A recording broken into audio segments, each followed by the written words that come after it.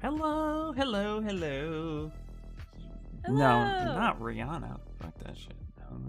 No. No, I was I'm okay, it's gonna sound terrible, but there's no other way to say it. I'm looking up I'm looking up obese people because I need to understand the reference of fat folds and stuff. So like my Cthulhu's a little fat, so I need to like look up the fat folds and stuff. So thank you so much for the follow. Hello guys, hello Ryan, hello Kade, hello Matt. Thank you for the follow, Stag Fruit. Hello, hello, Tenji. How are you doing? How's everybody? My kids over the phone. So we're doing a Cthulhu Part 2 today with special guest, awesome artist, Kamara. Hello. So, right now I'm just looking up references and gathering some more information because I got a chubby Cthulhu, so... And I've never really sculpted, you know, average to, you know, slightly overweight characters. And there's the way the fat folds go on a character is way different. So, you know, trying to kind of gather up some good references, but I also don't want to like accidentally grab something I don't want to show. Anytime I'm curious on how I do things, I'm just like, you know, rather be cautious. I don't want to get banned over something stupid. I made my first project in Core Mini today. That is awesome. What did you do? Show me. You have to show. Chris Farley. Ooh, that's a great reference. Awesome. Morning, Witch Cat. Nina is in the house. He did. Oh my gosh. Thank you. That's all I put in there? Okay. I need to look up some muscle anatomy. No, nice. I was typing Farley and then I saw does anatomy for sculptors have fat reference, and I think it does. But it does to an extent, not a lot of it. Yeah, that's what I remember. It's not the thing that people would actually like. It's not the most appealing thing that people would actually sculpt, but I think it's super important. So yeah, I don't remember there being a lot of reference in there, but I actually think it's more important to sculpt or to have reference of average, you know, average physiques. I think that's really important. I got one with Patrick Swayze right next to him, so that's good. Yeah, thank you. Warhammer does some pretty cool Cthulhu's as well. Nice. I'm trying not to look or be inspired too much by other artists, but I have seen some of their Cthulhu's and they are really amazing. Oh, this rabbit hole just got dark real quickly. I'm just gonna type in shirtless so I don't see. So what's the weirdest thing you've ever had to look up, or most uncomfortable thing you've ever had to look up reference for? Male genitalia. Yeah, that's probably the most, and that was because when I first took Zbrush classes, the guy I met, his name is Jason. He's a really cool guy. Did some business with him later. He was in he was in the adult toy business, and he was asking me my opinion and advice on some of the Jack Black too. Boom. That's another one. And so he was asking my opinion on how to correct some stuff because he couldn't see at certain things, right? Like he thought the veins were too big, etc., etc. Not to get too graphic, but yeah, that was the weirdest, most uncomfortable, especially since I'm sitting there with another dude trying to give him my opinion on what I think he could be critiquing. And yeah. I once had to look up old lady boobs. Old lady boobs. Yeah, I specifically needed droopy, wrinkly boobs for a character I was making. And oh man, there is a lot of unfortunate things if you search for that because fetishes are a thing.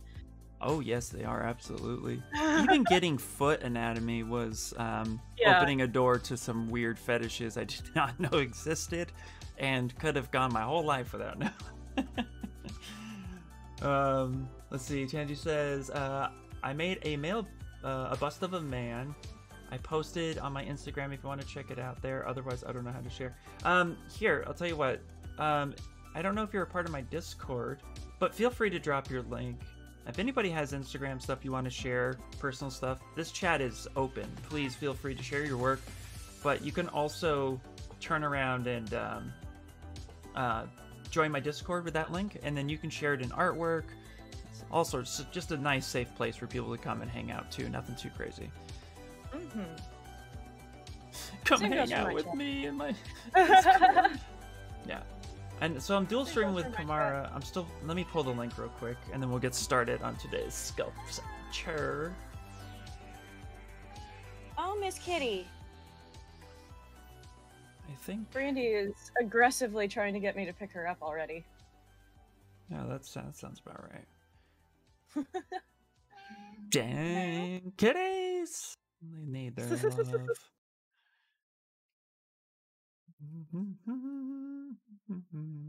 I know I saved that link here somewhere. I did. I promise. I'm gonna share it. There it is. There it is. Okay. Copy. But what I learned is I'm actually going to be... So also too, we're dual streaming, guys. So here's the link to me and Kamara if you want to dual stream, or just pop over to Kamara's stream and see what's happening.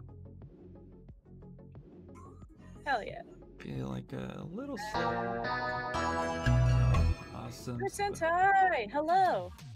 C-Boss, thank you so much for the follow, guys. Okay, so... I turned on here. There we go. All right, I think we're good. I think we're good to start sculpting. So I got Jack Black, Chris Farley, Patrick Swayze, and Cthulhu's all for reference. Look at this. This is my reference mood board. This is what we have, and I like it. Yeah, I have I don't have a lot here, but I have my these two images are actually from doing my mentorship with Anna. And then I have just some relatively basic muscle anatomy. Nice. But I also want to look up some bat wings and tentacles while I'm at it. Nice. I think that's good. Yeah, I think that's going to be a good idea. I did create a tentacle brush. I could throw it your way if you want to use it. Let's see. Just yesterday, I watched someone named Loading Artist reveal his new comic, and he showed us the panels, and literally no one got the joke. He tried to explain it for several minutes, and it was super awkward. Oh, that is tough. That's tough when that happened. Oh, that's terrible. Poor guy. That sucks. Or poor person. He said someone named to me. Could be a woman. Poor artist. That sucks. Hold on one second. I need to make sure that my children know the ground rules of life. Hold on.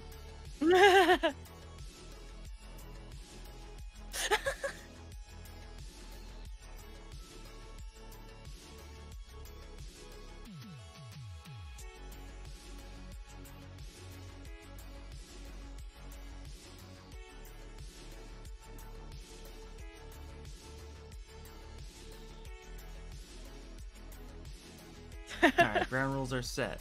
My children know. Unless they're dying, please don't come get no bother me. Right. And they just laugh at me too. They're like, okay, yeah. Alright, gotcha. Bring me back a chocolate bar! Good luck, Carde. Wish you luck. Off to the post office.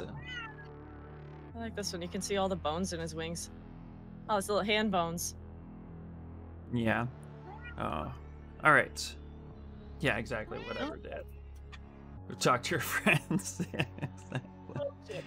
Okay, so this is where I left off with the body. I think I'm gonna make some more clean up on the hands just a little bit, and then get some of the oh, that was the other reference I needed. I need to look up thick legs. And I'm doing well today, Sentai. How are you? Cardi's gonna play a game called Spot the Mask Hole when she's at the post office.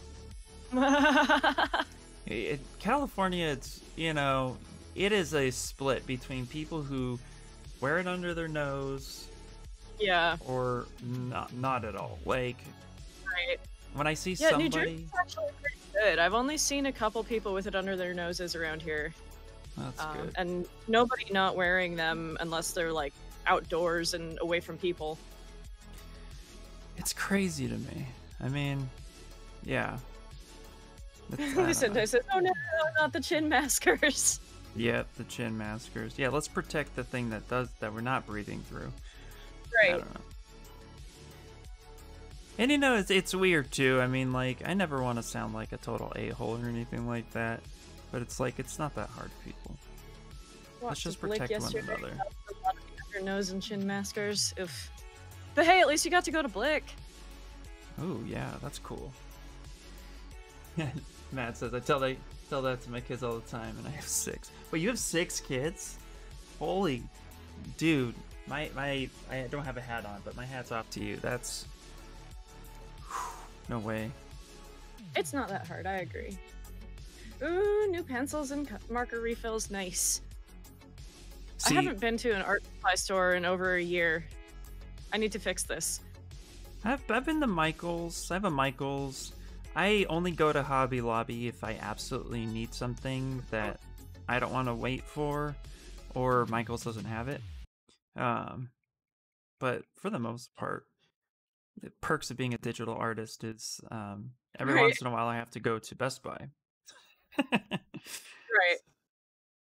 So, okay. Yeah, we have Jerry's Artorama near me, and it's a chain, but it feels like a little local art store, and I love it. Yeah. Blick Store is all right. Hey, thank you so much, Steamworks, for the follow. I appreciate it. What is going on? You need to go back. Hello, hello. Welcome in.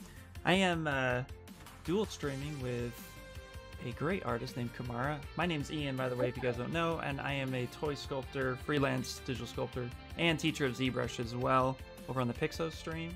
So here's a link to my dual stream with Kamara. She's a game artist, and we're doing Cthulhu's. Thought it'd be kind of cool to just do a little bit of creature study and pick something very fun to do. And also, too, if you have questions about ZBrush, digital art in general, please feel free to share, ask, have fun. Hey, man, figured I'd scoot my butt over to YouTube. I appreciate it, dude. All right. Actually, I restream. I love. I'm gonna try to be building my YouTube up a little bit because I'm creating another tutorial today about polygroup it, and I wanna try to build my YouTube up a little bit more. Nice. Get some better information out there because I feel like YouTube has a lot of misinformation when it comes to digital art. So I want to help correct that. Well, for a little while I was in school, we were all encouraged to make our own tutorials, and it was like, but I don't know what I'm doing. And they're like, do it anyway. Prove to employers that you do know what you're doing. And you're like, but I don't know what I'm doing. How do I make a tutorial when I'm still learning? So I think that's where a lot of them came from. You know what? That's hilarious. I didn't know that. That makes sense, though. You'll go switch back over. Either way, hey, I'm happy to have you here. So thank you so much. But yeah, that makes sense. Because the thing is that you learn better by teaching, right? Yeah. And so you can learn through your mistakes, but oh man, poor people who take. But then when you post it on YouTube and other people watch them, thinking you know better than they do. Right.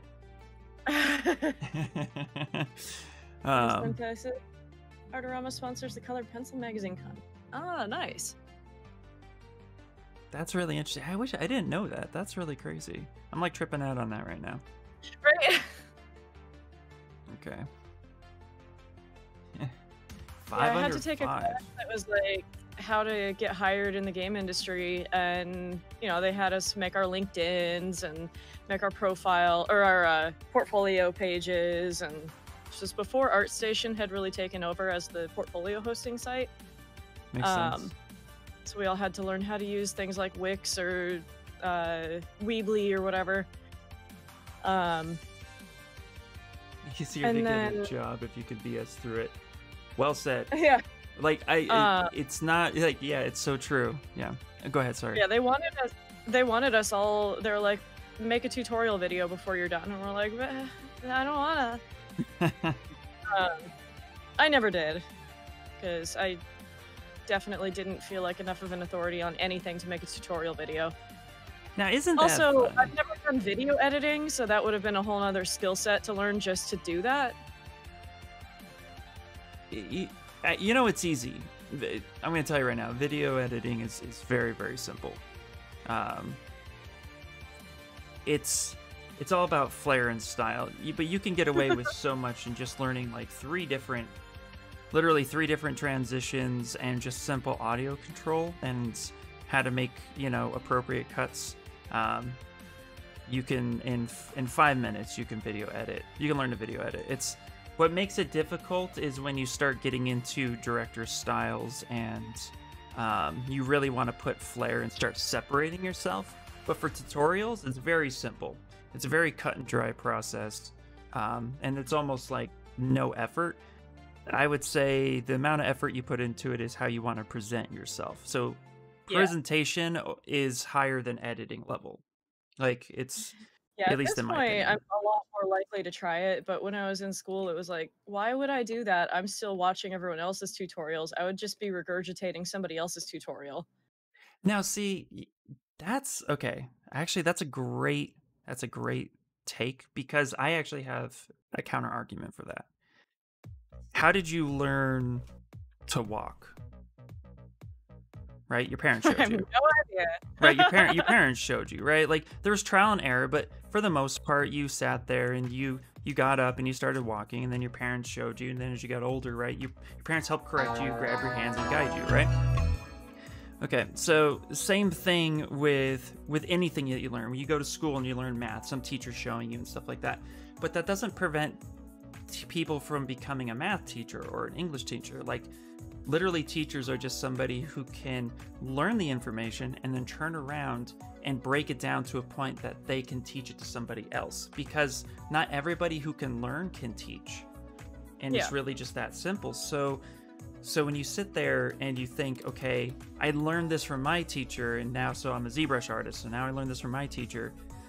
Maybe your teacher taught it in a way that you struggled. That's what I'm talking about, though. If I was to make a tutorial video back then, it would have literally been like copy paste from somebody else's tutorial, because I wouldn't have understood well enough to teach it. Oh, okay. Now I see what you're saying. I just watched this other video and this is what he said to do, so okay, and I get that part. Like, I don't agree with that either. Like, people who just literally take like, oh, Flawleygon did this thing, so I'm gonna do that thing. No, totally understandable. Because I didn't even get to take any 3D classes. Well, I took like 2 3D classes the whole way through grad school, because they kept telling me to take all the concept art classes. Oh. And I'm like, I'm not a concept artist. Right. Yeah, see, I don't know. See, okay. I get what you're saying now. Don't mind me. Yeah. But no, I think learning to teach is a skill. People are like, wait, you didn't learn topology in grad school? And I'm like, no, not really. That's all from YouTube. It really is, yeah. Topology, yeah. I mean, Shane Olson taught me how to do a lot, but there was still a lot of like researching on my own and figuring it out. Morning, Next Knox. What's up, dude? Also, Abe3LL1. Thank you so much for the follow. I appreciate it. Welcome in. Lamar has the power. She can teach the power of preparing for 24-hour marathon. There we go. Well, I don't know if I can, because other people seem to fall asleep a lot more than I do. I didn't feel tired. I took a 45-minute nap later, but then I ended up staying up till 2 a.m. that night, so it ended up becoming a 36-hour day. Yep, University of YouTube. What can't you find? Exactly.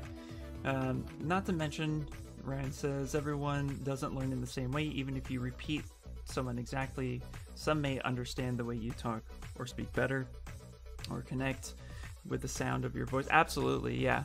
That's actually that was my point when I was leading to it, was that And I agree with that, but it's different when you don't even know what you're trying to teach. No, exactly. Yeah, that's the part that, like, the part I don't agree with is like, yeah, let me put up a tutorial because my teacher said this, so I'm gonna repeat it. Yeah, if you just cut and paste it, then that's no good. Like, you can't do that. But you might be able to take from that, and then if you could put your own little spin on it, even if it is just like, okay, my teacher said that when I do fingers, for example, to not soften the mask. So he said, don't soften mask, use gizmo, cut fingers. Okay, but if you actually understand it by saying, okay, I know why I mask off in this area, I know why I don't soften it, then you're no longer just regurgitating that information. You've understood it to a point where you can break it down, and then you can go further with it. And so, like, when I teach something, it's because I can take that concept and go further. But yeah, if it's literally just like, I don't understand, but my teacher said so, it's the golden rule. Like, yeah, that's the part where it could become more damaging, because then it also can become more clear that they don't know what they're doing. And that's when you get misinformation, because maybe they didn't understand it. When I was in that class, the only 3D class I had even had at that point was Intro to Maya. So, like, I was supposed to be making tutorials on texture painting and sculpting and all that, and I'm like, you haven't even let me take those classes yet. Yeah, why would they do that? College. I am a proud graduate of YouTube. Lucenta and I went to the same school. We were in school together. That's how we know each other. Oh, cool. He just said he took some random ass classes back then. Did an architecture one, was completely out of place. Super scattershot program in some ways, but at least we met cool people. Exactly. Yeah. Like, that's kind of all I got out of it, is I met a lot of really cool people. And I also learned what this stuff is. I didn't learn how to do it until after I graduated. Yep. Hold on one second. Sometimes it takes someone else saying something slightly different in a way to get through somebody else, even if the lesson is the same. Absolutely, yep. Hey, Chris. Do you know why 3 vertical dots does not appear in my recommended channels? Through that, you can tell which channels you don't want to appear in recommended channels for your new more, and I can't do that. Always some channels which I visited recently. I have no idea, Chris. I wish I had the answer for you on that one. No idea. Sorry. Imagine that you're explaining somebody like they're 5. Actually, Ninar, that's a great point. My grandmaster. But if you don't even know the information you're trying to explain yet, right? That'd be like somebody's like, "Hey, Ninar, I want you to make a tutorial video on astrophysics."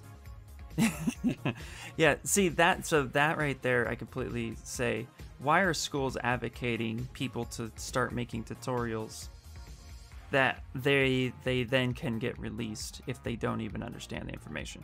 Right. But I don't think that's their intent. I think that's the student taking the initiative, like, well, I already did this and I got a good grade, so I'm going to do this. This is useful, I think I'm right, so therefore I will XYZ. I think that's more what's happening. I don't think it's necessarily the school that's to be blamed at that point.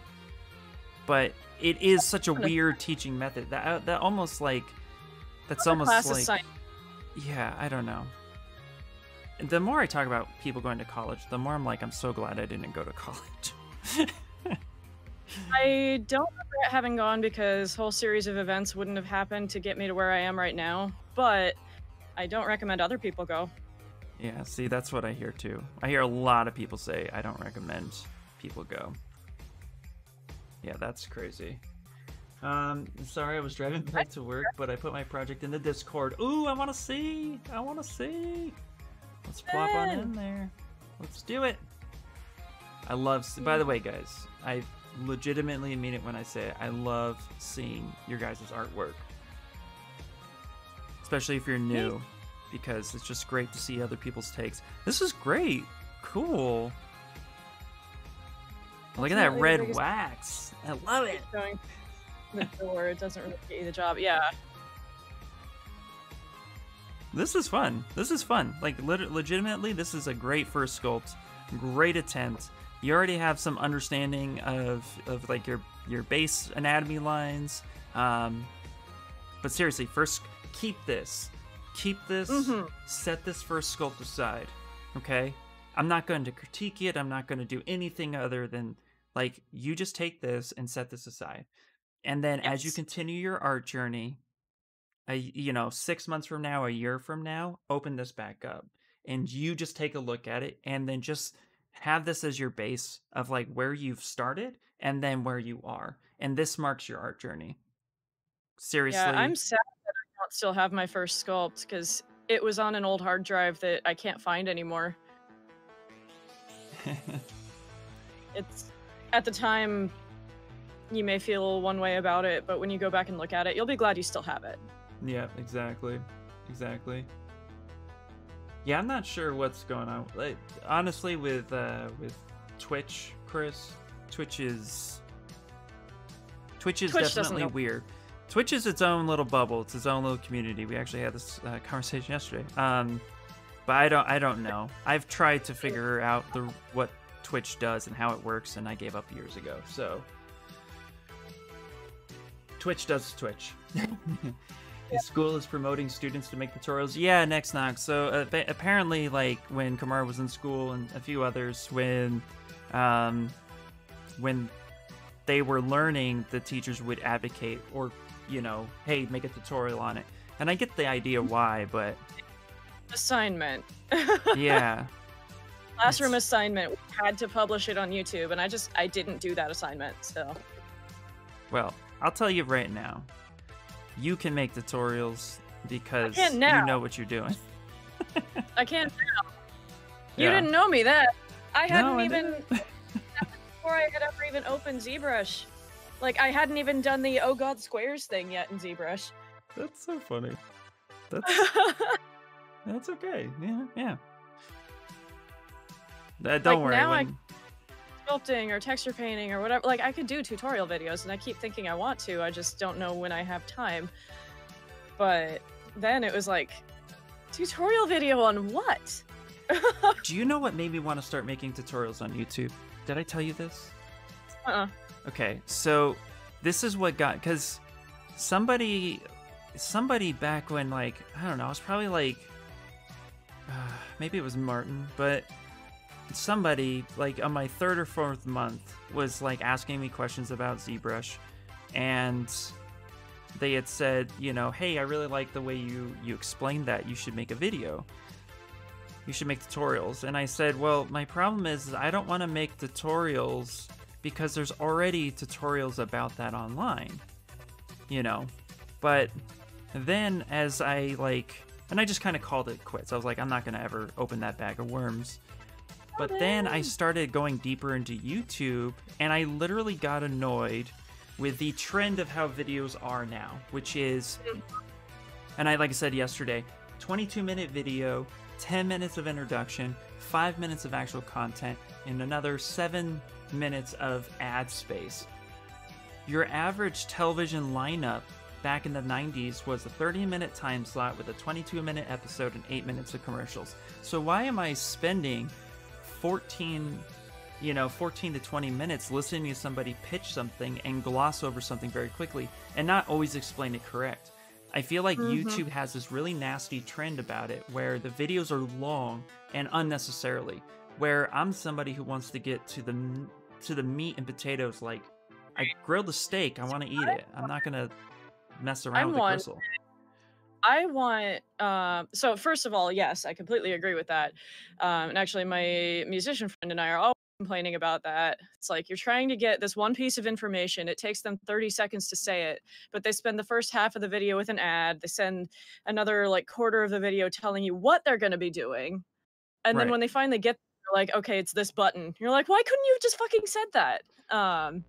Yep. And then the back half of the video is like, make sure you like and subscribe and all that. Right. But I because of my ADHD, it's really hard for me to switch modes. So, like, if I'm watching something on YouTube or if I'm watching Netflix or something, it's really hard for me to pause that to go watch a tutorial video.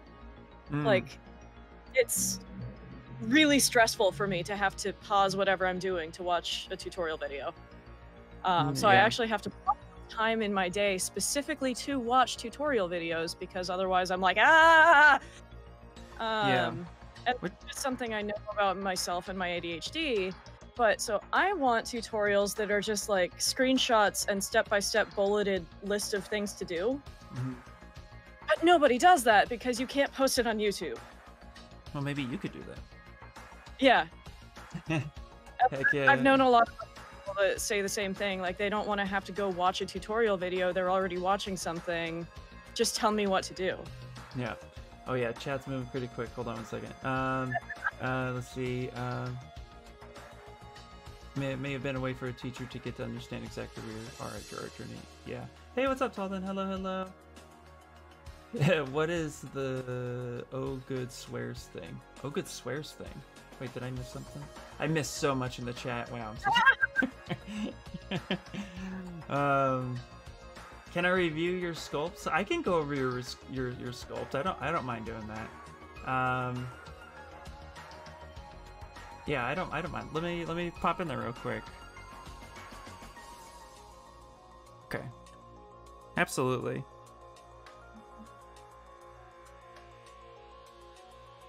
Okay. What's soft? Are you using Blender, Jimmy? Looks like you're using Blender, but I want to make sure you're using Blender. Engagement, engagement, engagement. Yeah, I know. It's right next Knox. Hold on. Yep, heck yeah, I agree with that 100%. That's why I prefer written tutorials too, says Neymar. Yep, yep, yep. Hey, the happy extruder. Hello, hello. Citizen, no, no choking. Literally what I was thinking. Oh my god, Kamara's in my brain, says Neymar. Absolutely. If the content creator is in it for the monetization, they are pulling out all the engagement tricks. They really are. And literally, they lose me every time. I hate that. I do say that it annoys most of us, but they do that to stretch it over the 10 minutes, I think. But every time someone comes straight to the point, most people thank them in the comments. Exactly. I'd rather get the comments of, hey, this worked out for me, great, thank you, versus you sitting there for 10 minutes, and even if you dislike the video, which is fine, that's still an engagement. Dislikes versus likes, honestly, it's just what color lightsaber does that video get at the end of the day. Right. So, you want it to be green, but you might go red, and that's fine.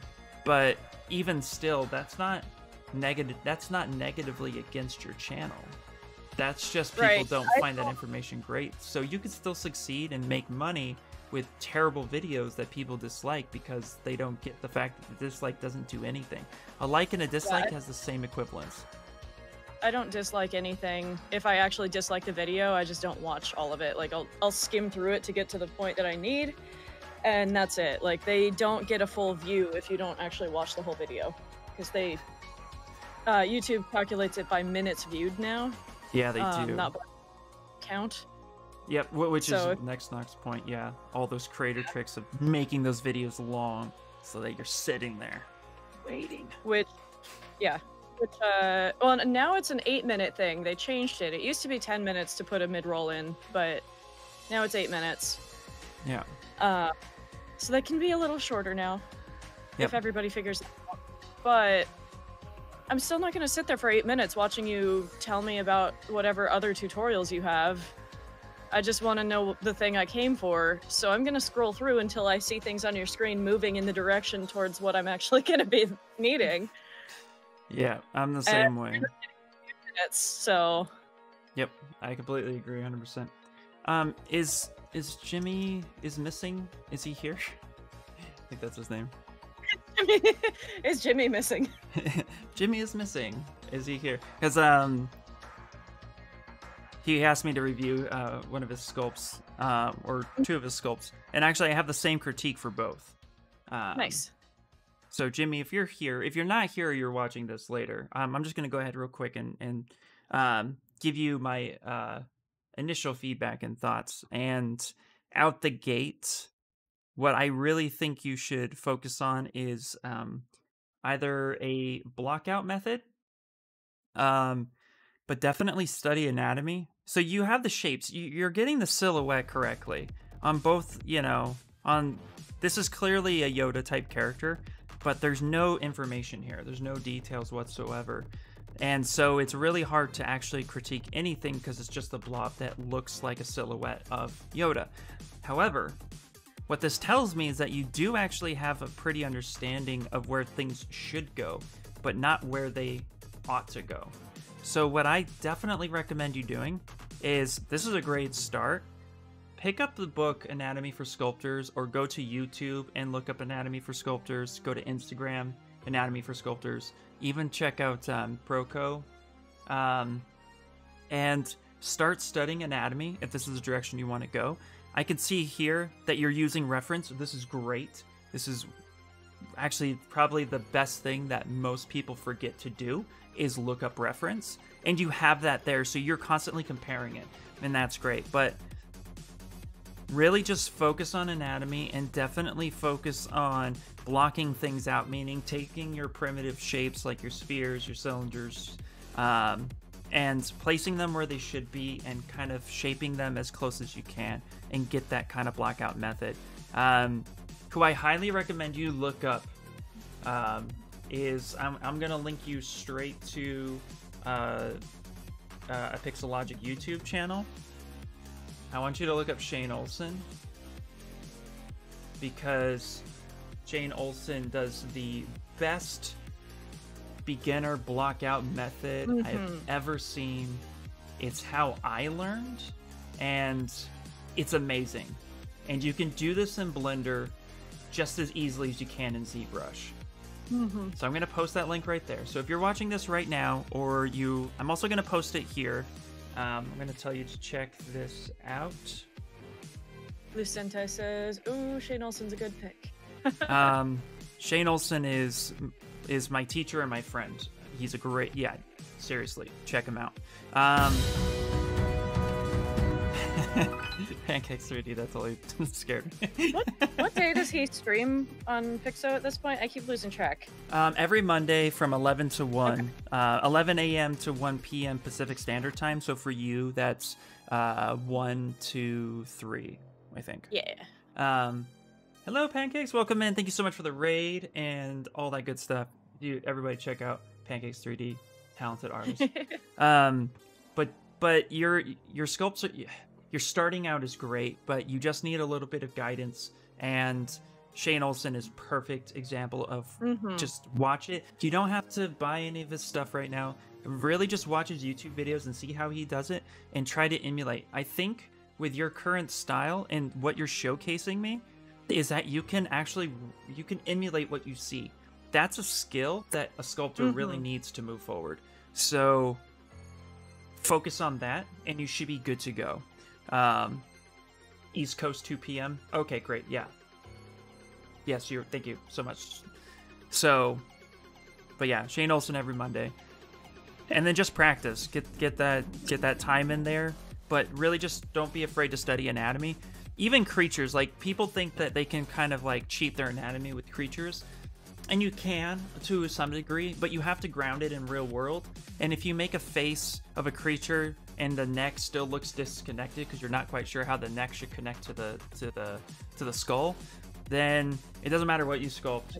It will show through that you don't understand. So with the blockout method, it really will help you with that. And I use that method a lot. You can even check out some of my older videos, go back through some of my VODs on YouTube, even here on Twitch, and you can see I use that blockout method too. It's how I learned, it's how I simplify things, and I think it's just overall a better thing. So keep going, keep pushing. But yeah, I could see where you're at, but you just basically need to get those fundamentals locked in. Anyway, yeah, I can rant, guys. Lucente was saying, didn't know it was a minute space regarding counting a view on YouTube now. But yeah, a lot of stuff out there is filler, and I have problems learning from YouTube because of it. Yeah, exactly. Like, yep. There's so much good information on YouTube, but you gotta sift through it. You do, yeah. You have to. One of my favorite comments that I've gotten on a YouTube video, and it was actually about how to make UVs in Zbrush, and the comment was, I was looking on YouTube all day long, and I couldn't find the information. I got up from my desk, I came back an hour later, and found your video, and oh my god, this is exactly what I needed. And I was like, yay, over the moon, like, I'm so glad I could help you. But if that's the consensus on YouTube, that you are spending hours trying to find something, time is money. You know, whether exactly. you're That's why you go to YouTube in the first place. You're trying to find out how to do it quickly. Yep. And it's not working. Yep. So it's like, if you're spending all that time on YouTube, and you're not finding anything, then you're wasting your time. And so that was actually my inspiration for getting back on YouTube, is because I would be the channel that would say, here it is. In 5 to 10 minutes, you're going to have the answer. And literally, I think my longest video that's not a live stream is like 12, 13 minutes. Yeah. And it's because I went more in depth on why it does what it does, but I showed you how to do it within the first 5. Because I want you to know. I want you to have that information. Because I want that information. Right. So, what's your Discord channel? Yeah, here, let me drop the link to all of my stuff. And please, yeah, jump on in there. Honestly, YouTube comments can be so hilarious. Sometimes I click a video just for the comments. They really can be, yeah, absolutely. Got a dip. Thanks for checking out my project. Check you next time. Tanji. Thank you so much for stopping in. Appreciate it. How are you today, Mofafa? Oh, Mofafa's in the house. Hello, Mofafa. What up, dude? Yeah, thought about doing quick tuts for Blender sculpting because of that. There's tons of bloat videos. Pancakes, do it. Do it. Yeah, I feel like Blender's even more so that way just because it's free, so anybody can do it, meaning anybody can make a tutorial.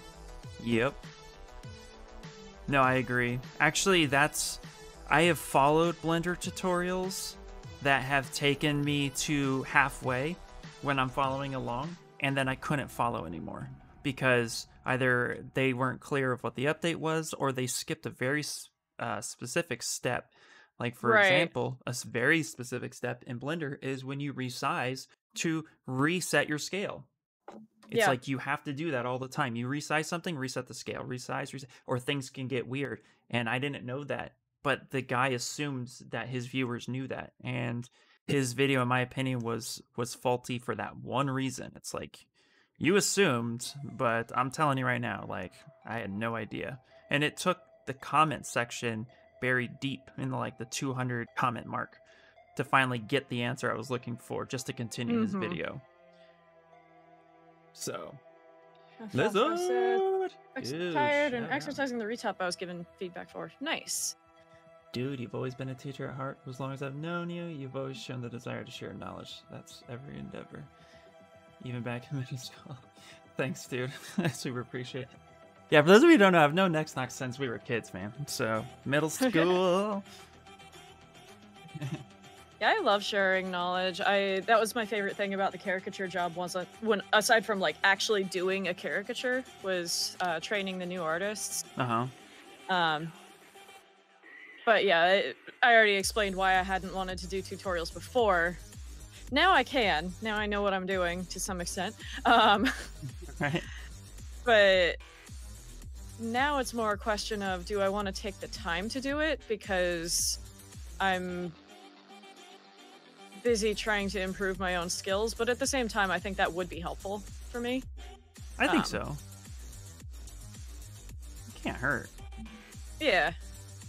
You know? Definitely not going to start in the next couple weeks, because I suddenly find myself with 2 mentors and I might be going back to work for a couple weeks, but... Oh, see, there you go. Nice. Yeah, that's actually why I'm going to be pushing my YouTube a little bit more, because I'm going to be working here soon that might actually take me away from live streaming as often as I do. And while I'm bummed about that, at the same time, I'm excited for that. So it's like, I need to make money. Oh damn! I worked on a bison and my Streamlabs died in the middle of it. Never had that. No! Damn. Damn, that sucks. Yeah, I can work on my mentorship stuff on stream, so I'm not gonna stop streaming. But like, I suddenly have 2 mentorships, and probably 2 weeks of work. Yeah, crazy. Well, good for you though. Let me just be the first to say, hell to the yeah. That's awesome. Gonna be so busy. But I mean, I've already been doing like 90 hours of art a week, so it's not going to be that different. It's just more specific. Oh, Steamworks. I can't see what this is. Is this a video? Just says unknown. Is Discord weird for you for videos? People who share videos? I've tried to share videos on some people's Discords and it doesn't always work. I don't know. I haven't really tried sharing a lot of videos. I get that error on my server when it's a video. Yeah, I had to reset the stream and everyone was gone. Dude, that sucks, man. I'm so sorry. Yeah, first time uploading something. Yeah, Steam, if you have a screen grab or something, but I don't know. I want to say I don't know why. It's a truck hood ornament. I don't know why it's that happens to me sometimes with videos. I've had to reset my stream a couple times because I'd suddenly be dropping 50% frames or something, and I'm like, ah! And I come back and have half as many viewers, and the rest never come back. I'm like, no. Oh, you know, I struggled a lot with that stuff in the beginning. If you want, after we're done, to like show me what your settings are, I can show you my settings that I have like spent months trying to lock in and finally figured out. If you would like, up to you, because I've had that problem too. I've only had that happen once, but sure. Yeah. But yeah, it was like, I don't even really care that much about view count, but it was still just like all of a sudden everybody's gone and nobody's talking in chat, and well, sometimes too, it's not even you. Like, yeah, sometimes like YouTube, for example, is gotten kind of weird where if you set a stream schedule, it'll drop you just randomly. Whereas if you just set up a you know, like how I do it, where I don't even set a schedule, I just say, yep, here it is, I'm live. I miss some of the description info, but I'm able to at least kind of showcase, you know, I'm able to not get dropped as easily, but that's happened a few times. That's actually what happened on Sunday on my Pixo stream, is that YouTube just dropped me, and then on Monday it dropped Shane Olsen, and that was stupid. Yeah. Citizen, thank you for the hydrate. That's not from home. Oh, you said from your phone? Yeah, if you can screen grab it, I would love to see it. I don't know. I'll risk it for a biscuit.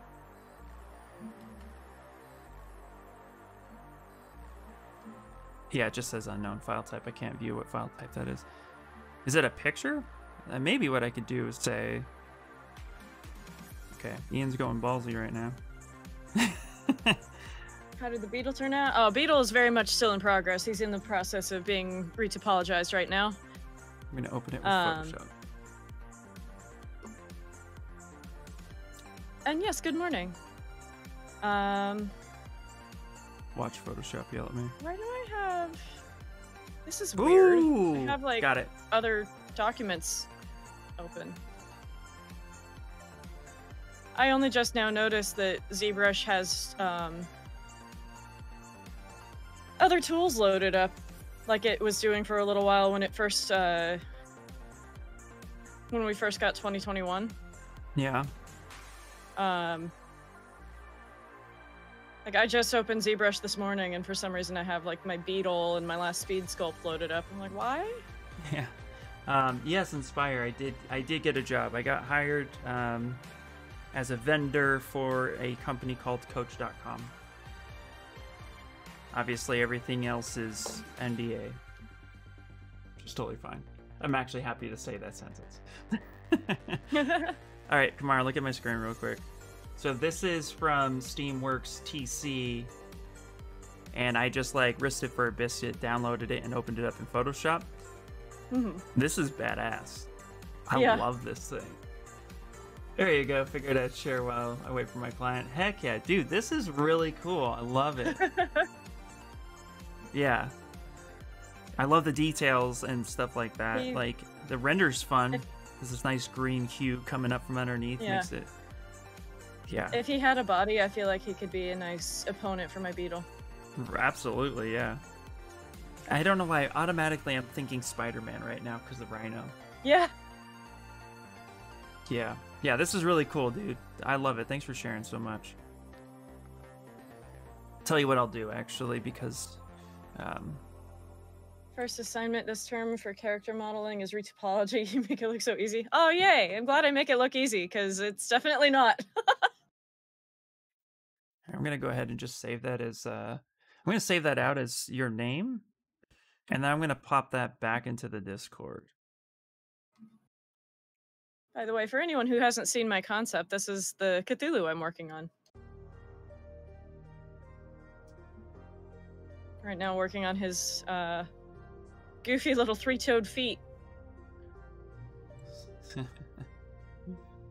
Yeah, the feet are weird. I'm actually like... I figure I'm going to screw the feet up. Yeah. Mine is like, he looks so badass, but then he has these kind of cute little dinosaur feet. Well, hey, the dinosaur feet's kind of cool. I mean, Cthulhu, you could pretty much do whatever you want. As long as you keep that, like, octopus-style head. I feel like Cthulhu's the character that you can just go ham on. And, you know, whatever happens, happens. Yeah, vendor. So, Inspire. So, in California, if I want to freelance with any company in the United States or even within my own state, California made a new rule back in January of 2020 that all freelancers can no longer hold a basic 1099. If they do, the company assumes all risk of whoever they bring on with a sole 1099. So that being said, you could theoretically only use the 1099, but nobody will pick you up for that in this state. Right. And if I want to work outside the state, I need a business, and then I get grounded in the state that it resides in. So that being said, I got work sent to me from another artist who really thought I could pull the job off, and then they sent the company my stuff. They reached out to me, and we actually just finished up the paperwork yesterday for all like the bank info and the legal stuff. But basically, yeah, so it's pure freelance, so I'm not hired at the company. I'm being sourced out. They're basically using me as an outsourcing vendor. But they said the words, "We have enough work to keep you busy for a while." And I said, okay. Sounds great. Wonderful. Just what I need, actually. So, yeah. So that actually expands the ability to get work elsewhere. So yeah, so I'm really excited about all that. It's an interesting time right now, so.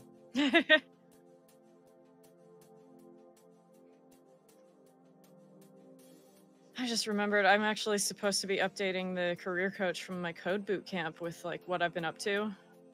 Even though I'm not working on finding a software engineering job anymore, she's technically still supposed to be helping me. I haven't updated her in a while because I've been so busy. Yeah. Isn't it crazy how like you can get really busy when you're technically not even working? Right. Yeah. But I feel like it's a different type of busy. Voicemail? Yeah. So, okay. There, I just made his eyes a little bit more. What I'm actually gonna do is get rid of these 4 back here, so that I could focus on like intertwining when I connect his face the rest of the way. Awesome, dude. I have for you. Thank you so much. Want to see the bison I worked on today? Says Pancakes. And yes, I hate that spam text messages are a thing. Oh my god. Like Yes. spam calls are bad enough, but I'm starting to get spam texts too. Yep.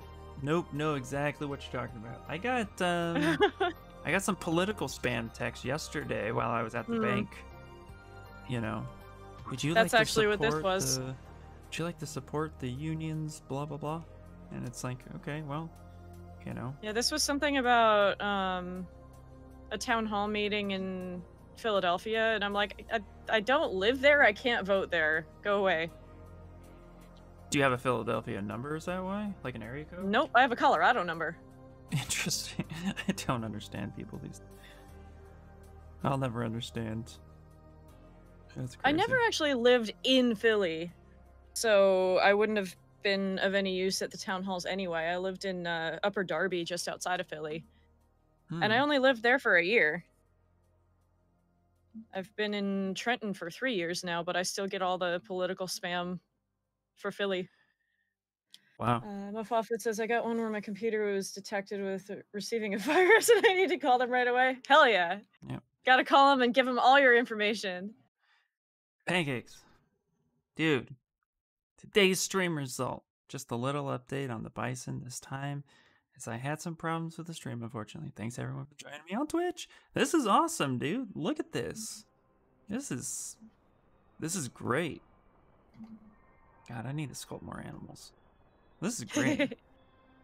Super inspiring. Mm-hmm.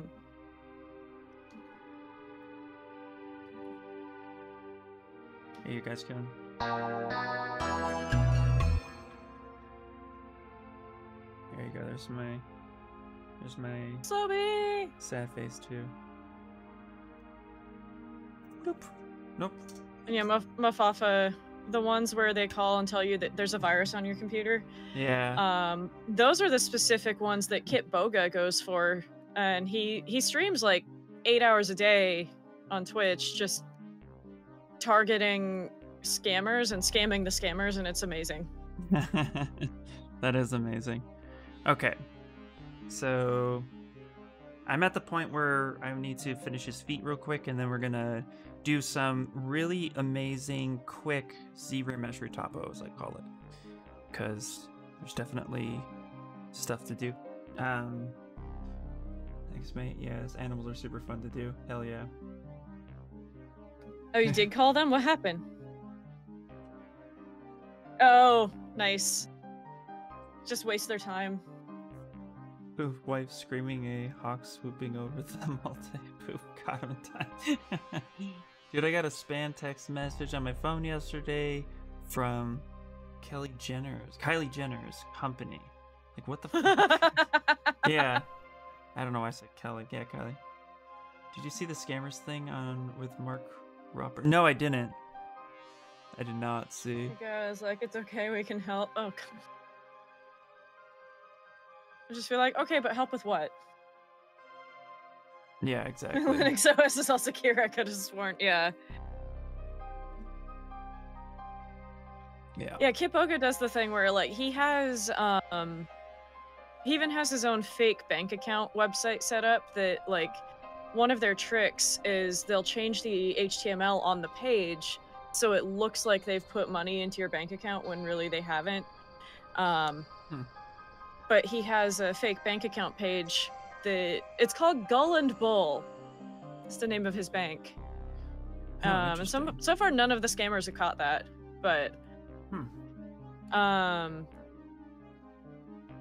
the fake page has an empty div that just sits on top of the div that contains the dollar amount. Yeah. So when they go to try and select that div to try and change the dollar amount, they can't. So they have to actually go through all the HTML on the side, and yeah. Interesting. They get all frustrated. Like, basically, he just does everything he can to waste as much of their time as possible. Yeah, that sounds right. Alright. I'm using Snake Hook for my feet, because his feet are like just kind of like squid looking tentacle thingies that don't make any damn sense whatsoever. Oh yeah, Slowbee, that's who I'm talking about. Kit Boga, he does it on Twitch and then he makes YouTube videos out of it. That's awesome. It's amazing. Okay, Inspire. I'll check that one out. Glitter bomb trap catches phone spammer, gets arrested. Interesting. I think I saw that. I think I saw a quick video clip of that, but I haven't seen the whole thing. Definitely want that later. Okay. Fair enough. That's fair enough. All right. All right, I'm gonna hit the clay buildup. Actually, no, I'm gonna do clay tubes with backface mask. Ooh, clay tubes. I love clay tubes for weird, like, muscle texture buildup.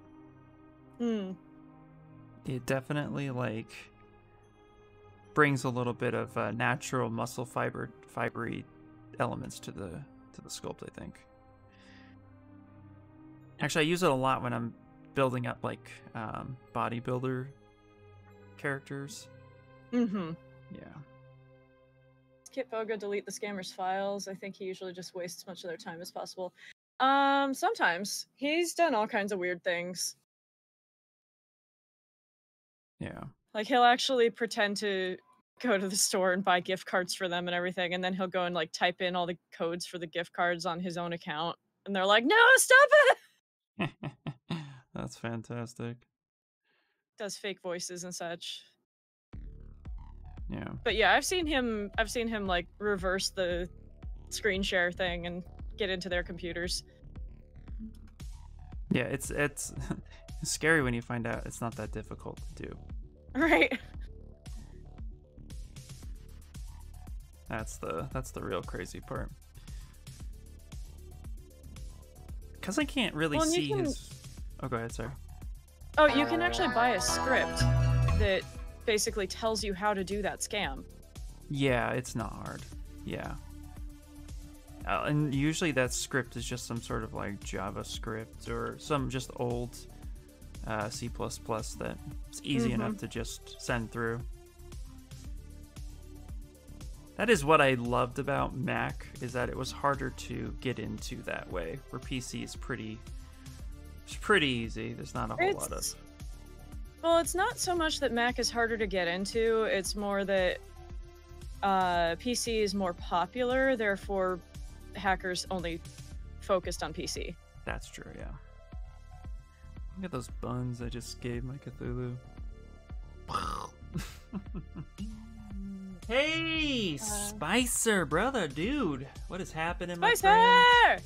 Everybody, check out Spicer. You all know Spicer. You know him as probably one of the smoothest alphas on the planet. Check him out. Also, just a good friend of mine. Check him out. If you don't know who he is, you will. You seen the TED Talk with James Veitch What is up, dude? about email scam? I have not. I actually haven't seen a lot of TED Talks now that I'm thinking about it. People are always talking about TED Talks, and I've seen like clips of them here and there. Oh, I used to listen to TED Talk podcast a lot. Awesome. All right. I'm thinking about changing these wings up a little bit. This is just my block out for the wings, but I'm thinking I may have to like shrink some of this stuff down a little bit. Let's do that. Let's invert this, and I'm actually going to use. That's what I'm going to do. They're just too thick. So I'm going to actually take inflate and kind of shrink them down a little bit. Because we'll end up putting some sort of teeth and stuff when we rebuild them. Right now they're just placeholders for doing what they do. By the way, Spicer, I'm pretty sure I'm going to be doing Deadpool for your mentorship. Deadpool. Depending on how good of a job you do, I'm gonna have to like, I don't know, buy the file off of you and print your version of Deadpool. I need a good Deadpool, and so either I'm gonna buy it from you or I'm going to sculpt one eventually. But I need a good Deadpool, so everyone needs a good Deadpool. Just like a few years ago, everybody needed a pole dancing Deadpool on their Facebook profiles. I still have the GIF. Oh yeah. I do not share that lightly. Everybody gets it. Not much, just in between classes and wanted to stop by and say hi. What's up, Talden? Nina! Doing much better. A cup of coffee fixes the headache. Whoop whoop. Who would have thunk? Exactly. That's what coffee's for. Absolutely. It's the only purpose. But now there are just as many Apple devices out there, so they're vulnerable now. That's true. Yeah, Talden. That's yeah. very Apple's true. getting more vulnerable because they've gotten more popular. Yep.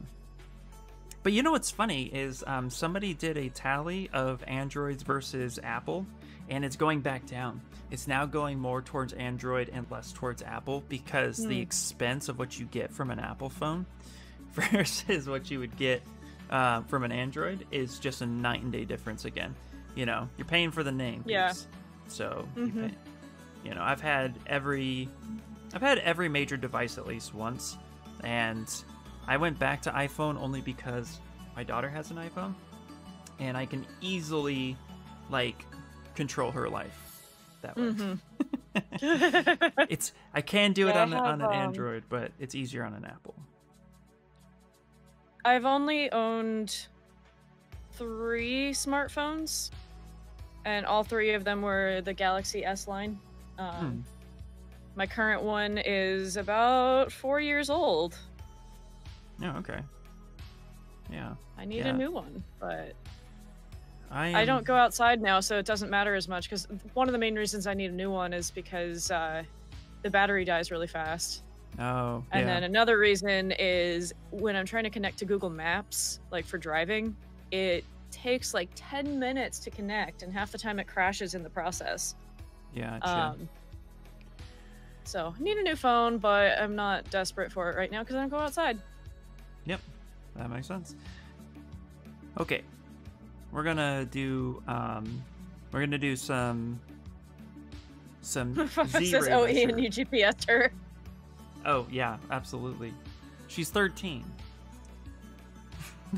Makes sense. Yeah, she turned 12, and I was like, "You're getting GPS'd." You know, I actually have the iPhone XR still, just because my phone's getting pretty old. Also, too, I've been technically jobless since, you know, the start of the pandemic. So, okay. Yeah, Nina, my last phone was an S5, and that's what happened. Like, somebody had to basically pry it out of my hands. It was about 4 years old when I finally got this one. Now, this one I think is the S7, but it's had a case on it since I got it, so I honestly don't remember which phone I have. That's funny. Oh, that's hilarious. Oh, yeah, let's see, S5 lasted forever. Yeah, the S5 did last forever. Heard great things from Samsung. I've had, let's see, I had the Note series for a while. I didn't want the S6 because the S6 was the first one that had a not removable battery, and the battery is always the first thing to go on me. I think that's the first to go on everybody. Yeah, but so not having a removable battery meant I wouldn't place it. Yep. The S6 also didn't have expandable memory. Okay, yeah. Interesting. I think that's maybe because when I had Samsung, I had the Note series. I had the Note 3 when I first went to Samsung. It was a great phone. I think the Note 5 was... Yeah, I love this phone. I honestly haven't even considered what I would want to replace it with.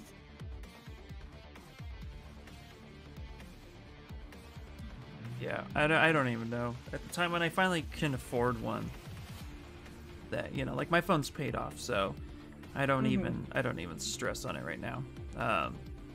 I can finally afford to worry about it. Then yeah, I'll decide then.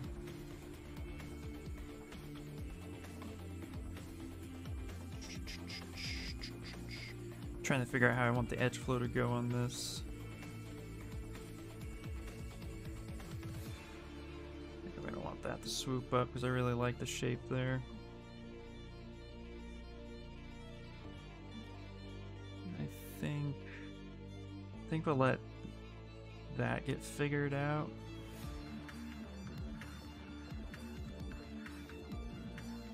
think I want the edge flow to come around this way.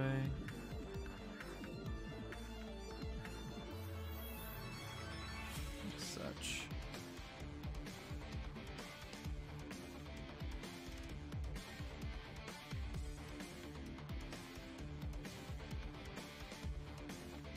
Trying to figure out the edge flow on my tentacles at the moment. Citizen, welcome back. Let's see here. Using the Z Fold 2 no complaints battery actually surprised me for so long. Nice, which is a shame. Yeah, the S9 Plus still has no audio jack, and I love it. Gonna be so sad when it comes time to upgrade. Why did they go back to the audio jack? Interesting. I never still used the has an audio audio jack. jack. Wow, I misread that, Ninar. Sorry, it has an audio jack. Actually, I don't miss mine. I don't have an audio jack on my iPhone. I don't even miss it. Everything's Bluetooth now. I genuinely have never used the audio jack on my phone. I used to, yeah. It's funny that people used to make fun of you for not having an audio jack. Well, I don't use my phone to listen to anything. I still have an old school iPod. Yeah, that's funny. By which I mean I have a Nano, like one of the tall, skinny ones. Oh, that's cool. Like 15 years ago. Sculpts, did you use Shane's blackout method for this? Actually, no, I didn't. I broke the mold, and I'm starting to retrain myself how to do Dynamesh blackouts. I mean, actually, okay, let me rephrase that. Actually, I think it's a combination of the two. Because some things I did kind of block out, but for the most part, I just kept it in Dynamesh. Just because I'm trying different methods too, and kind of also trying to figure out my own way of doing things. Mm-hmm. When I learn how to do something from another artist, you're typically learning their style of doing it. But the more speed sculpts I do, the more I rely on Dynamesh to get the job done. And speed sculpts is a great way. I'm a big fan of the Dynamesh layout. Yeah, because speed sculpting is definitely something. If you want to ever concept your own character works, speed sculpting is definitely what you're going to want to do. And now that I'm more comfortable with my anatomy, to the point where at least I know where things should go, and I can tell when something's wrong, that's when I decided to kind of go back to what I would think. So, but I still actually, for the most part, will use Shane's method of blocking out in the beginning if I'm doing client work, because I know it just gets the job done. I'm not trying to play around. I mean, actually, most of the time I use base meshes when I'm doing client work, unless I can't. Yeah, I've always used base meshes until somewhat recently, but between doing speed sculpts and working on the beetle using Paul Gabry's Dynamesh method, Dynamesh layout is definitely my favorite way to do it these days. Yeah, I agree. It's old school, but it works.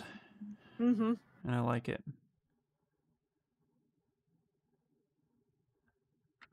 Now what you... Use a mix of Sculptress Pro, Dynamesh, and Z-Remeasure. Nice.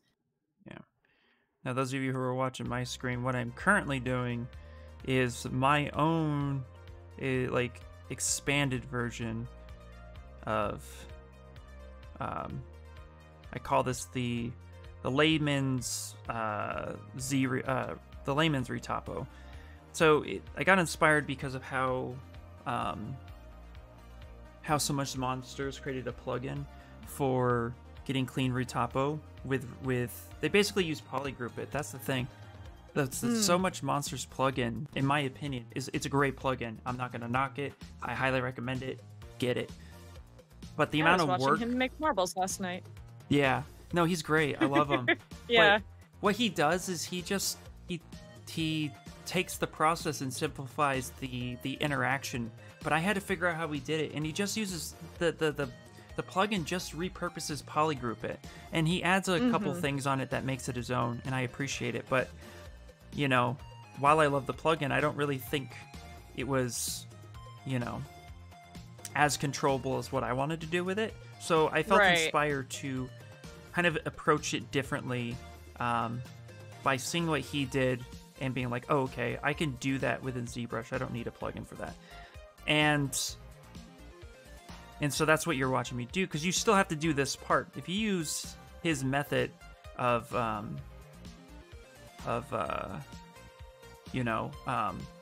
doing the Z remeshing feature, you still have to take this paint and you got to apply it.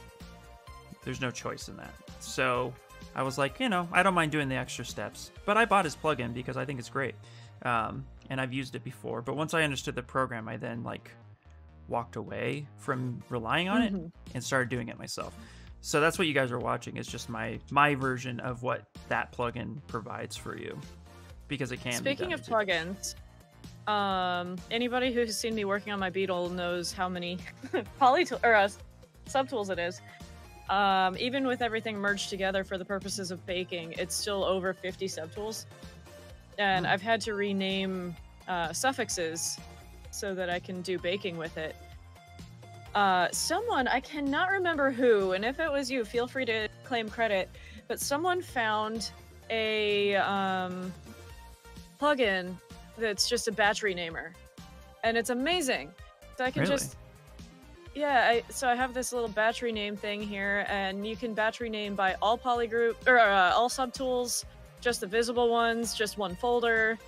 You can change a prefix. You can add a prefix, remove a prefix, add suffix, remove suffix. It's so nice. And it's just like, you can watch it just go one by one and add the name, and it's just like, that sounds like something I can use for sure. Batch rename?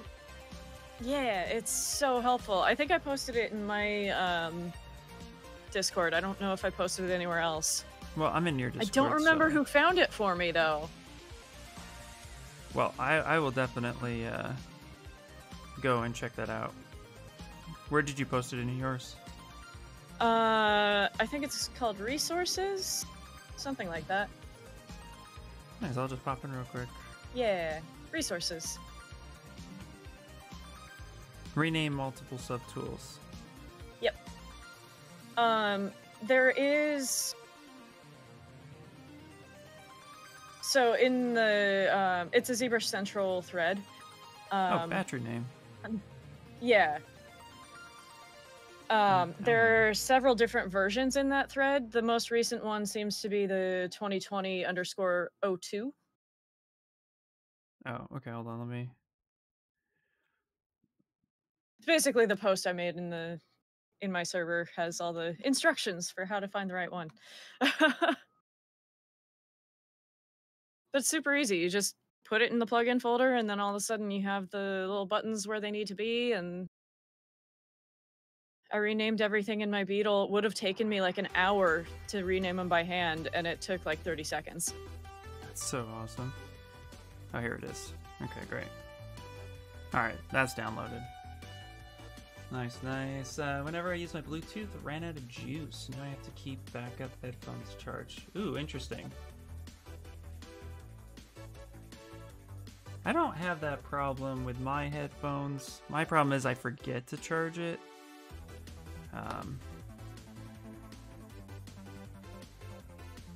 But mine are getting old, and I can tell it's getting to that point where it's funky dunky. Okay.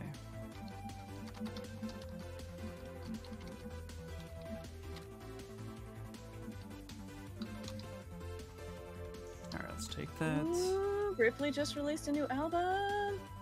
Who? Ripley, my friend that made my music. Oh, nice.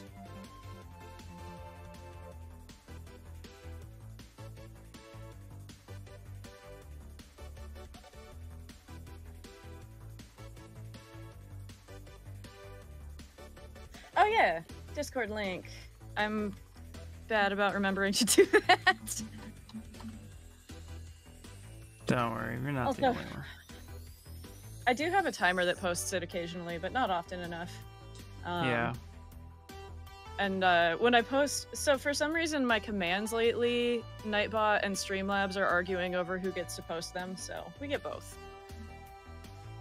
Yeah. Oh, bots. Oh, bots. Oh, Bo. Do you like Bo Burnham? I love Bo Burnham. Okay.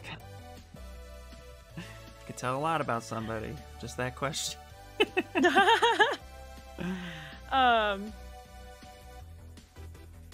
Yeah, one of my favorite Bo Burnham songs would have to be Pandarin. Oh, yes. And anytime somebody mentions Bo Burnham, I'm like, yes. Yeah. Pandarin, Repeat Stuff, and Oboe are probably my favorite Bo Burnham tracks. Also, the Kanye one was really good. Oh yeah, that one. I Can't Handle This. Actually, somebody did a diagnosis on that video just before he came out and talked about his open depression, and well, he used to try and say that he didn't have depression; it was just a character. And I'm like, no, you wouldn't be able to write a song like that if you haven't experienced it. Exactly. Yeah, there's some things you can't write about unless you know, and that's one of them. It's also not fair to write about something like that if you've never experienced it. Like if you can't even, like, it's one of those things, like, you know, it's like a vet who ends up talking to another vet about their experiences. A vet can talk about their experiences in the military to somebody else, but if you don't know, then it's just not relatable. It doesn't work. And even though they're talking, it's not helping them. And I think depression is a lot, you know, that same category. Yeah. It's like it helps to talk to somebody who has experienced it and is willing to talk about it, you know. Right. So, and like, that's why I try to be so open about my ADHD, because same thing. yeah. And there are a lot of things with my ADHD, with depression, with any mental issue that you might feel like you're completely alone, even though, you know, people go through this. You might feel like you are, even though you know otherwise, until somebody else explains this is how it feels. And you're like, oh my God, that's exactly what I feel like. Right. Yep, agreed. Yeah. All right. But yeah, I love Bo Burnham. No, Bo Burnham's awesome. Yeah, totally love him. He was one of those. Musician slash comedians that I got introduced to, and I was so shocked that I hadn't been introduced prior. You know, I had seen him a little bit on YouTube before he really did stand-up type. Like, you can't even really call it stand-up. He calls it just doing a show. But yeah. Hey, welcome back, dude.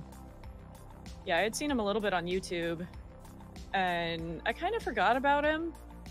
And then all of a sudden, I saw him pop up on Netflix, and I was like, "Hey, that guy looks familiar." I watched one of his specials. I was like, oh, "It's that guy!" Yeah. Oh, you want to hear something funny that tripped me out the other day? I was watching Tosh.0, and in 2012, in November of 2012, Daniel Tosh held a tour, and Kumail Nanjiani and Bo Burnham were two out of the 4 guest comedians that opened for him. And I was like, nice. What the hell? That's crazy. Because that was right before, like, Bo Burnham blew up shortly after that. Yeah. So, hey Ian, I just discovered your free STLs. Will they work with PLA? Okay, so I'm gonna say yes and no. If you mean, are they support free files? No, they're not support free files. You'll need to use supports for most of the stuff, but you can print them on an ender as well.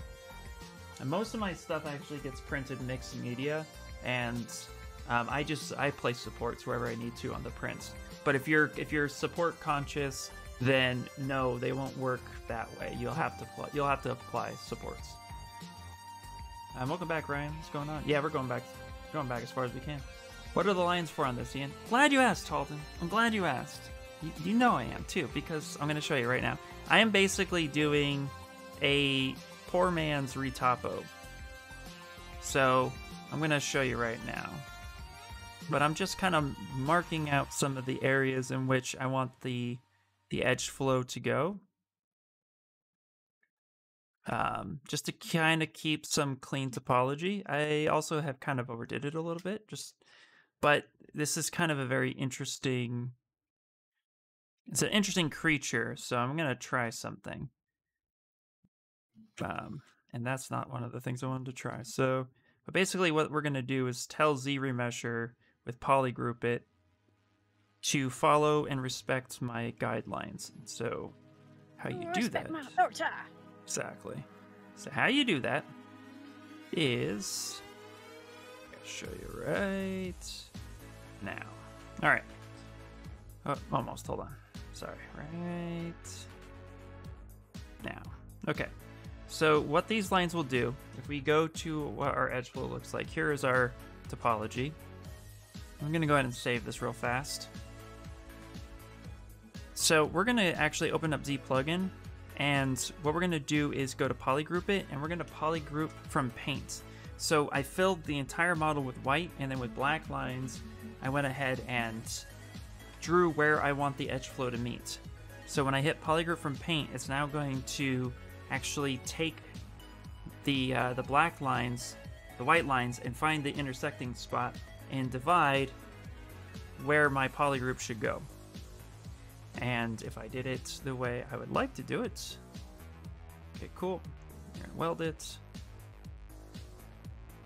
Now we have, turn off that for a second. Now we have some lines and some polygroups that we're basically now going to clean up. And what we could do is go to deformation and polish by groups, and it's going to then smooth, oops, not features.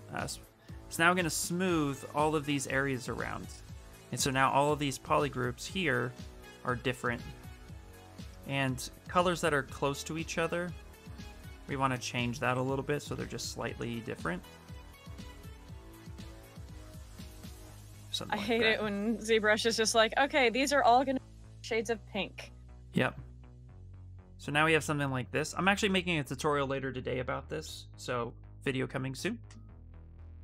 But then now what I can do is from here I can go to geometry, and this is what so much monsters does, is the plugin actually goes to crease and creases the polygroups, which just helps ZRemesher do that much more.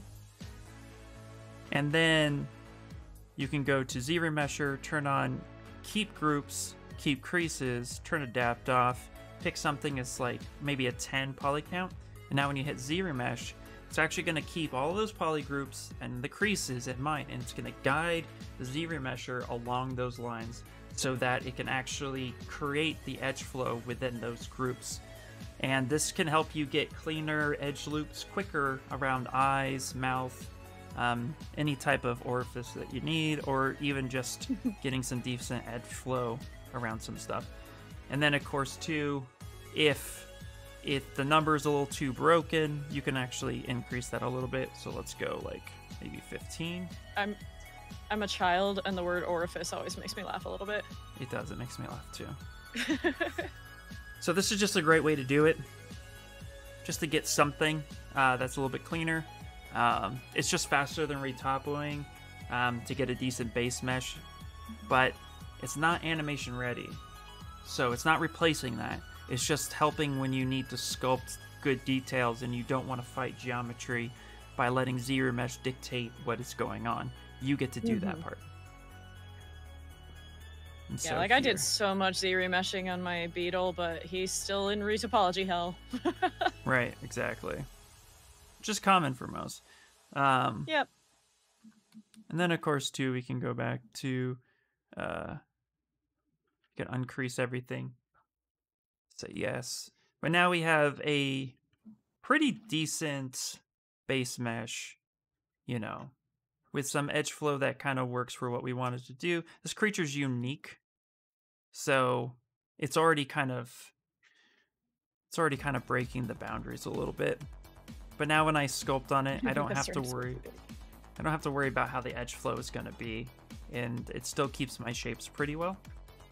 So now you can see it's not 100% pretty, but you can come in and relax some of this geometry, you know. So again, not animation ready, but I'm not going to fight this geometry either. And you can get as anal about this as you want, or OCD about it as you want. I don't know if anybody hates that word, but yeah. The color change visually for us, or does ZBrush register it as being close? ZBrush will register as being close. The colors of the polygroups is just so that we can see the difference between the two. And then that also helps you with masking off. So let me back up. So if I wanted to separate his belly, it allows me to pick that group real quick and separate that if necessary. So yeah. So Citizen came back in the middle of us talking about Bo Burnham. Oh yeah. He said, by chance, he had recently heard the following: loneliness is purely subjective, individual experience. If you feel lonely, you are lonely. Common stereotypes is that loneliness only happens to people who don't know how to talk to people, or know how to behave, or don't know how to behave around others. But population-based studies have shown that social skills made practically no difference when it comes to social connections. Loneliness is a bodily function like hunger. Hunger makes you pay attention to your physical needs. Loneliness makes you pay attention to your social needs. Interesting. I get that. Also, Cthulhu's been doing his sit-ups. Yes, he has. It's getting there. It's getting there. Hell yeah, Halo 3 release? Nice. Nice. I don't have an Xbox anymore, but one day. Meow.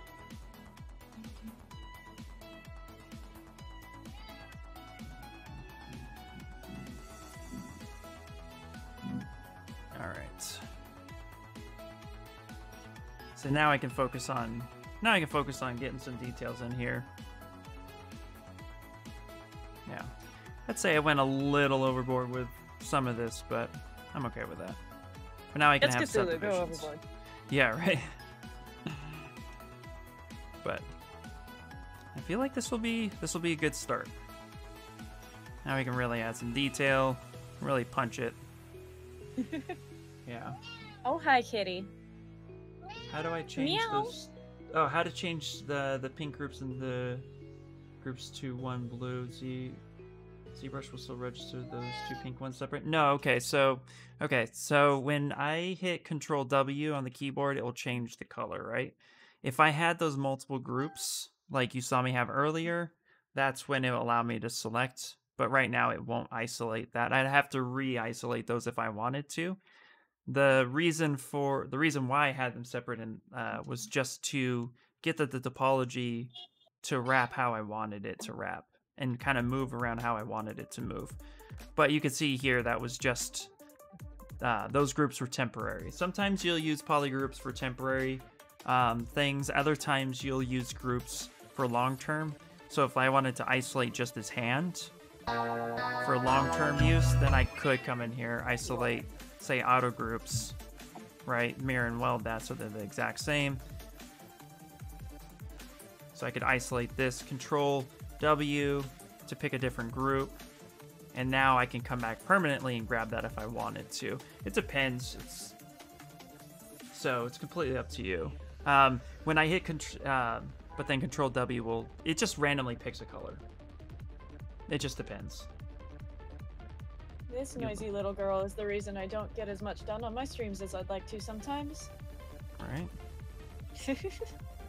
Yeah, the color's indifferent. The color doesn't matter. Exactly, it's quality time. Brandy's hogging the stream. Let me know if that makes sense. Or maybe I'm just not understanding your question. Which happens sometimes. But this is what I mean too about, like, you see how this is not animation ready. Like, this is just gross back here. But what I was really focused on, and those drawings you saw me do, helped me make sure that those edge flows, that the topology wrapped around these points how I wanted it to.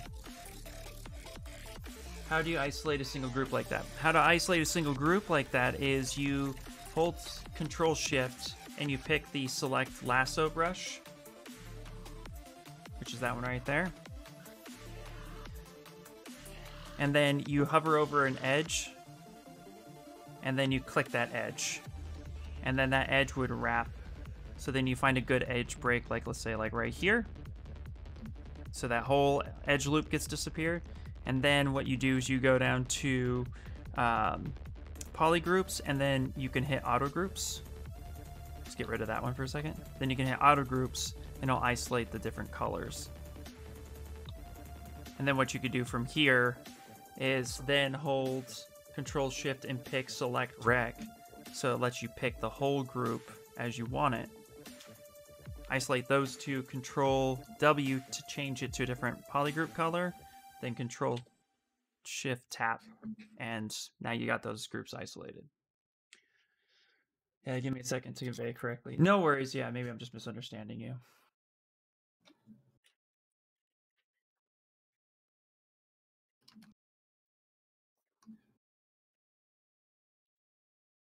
Okay. I got a spot for his belly button if he wants. A lot of times what I will do, actually, I will isolate his hands. Now that I'm actually like thinking about how what polygroups I do want to keep. So I do want to keep his hands isolated. So I will auto group those.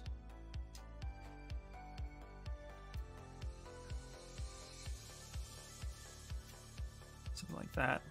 And I usually isolate the head, just so I can work on the head separate. And sometimes I'll actually break the body back up. Just a little bit.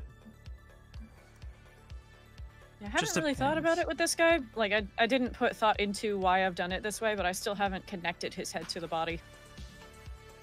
Oh, interesting. I think that's common practice, to be honest. Probably. I know so many people who just, you know, don't connect that way for that very reason. It's just the workflow they've done. So auto groups. There we go.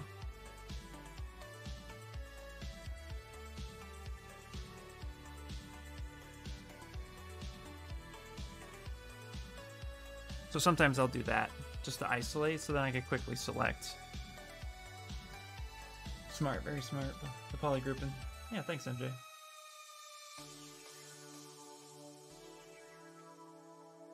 But yeah. And sometimes too, so like for example, you see how like this here is, how this is really funky.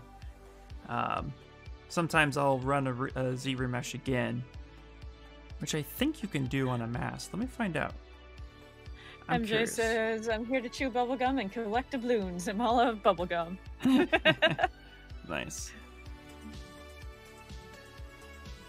Can you Did I show you I got my new emotes?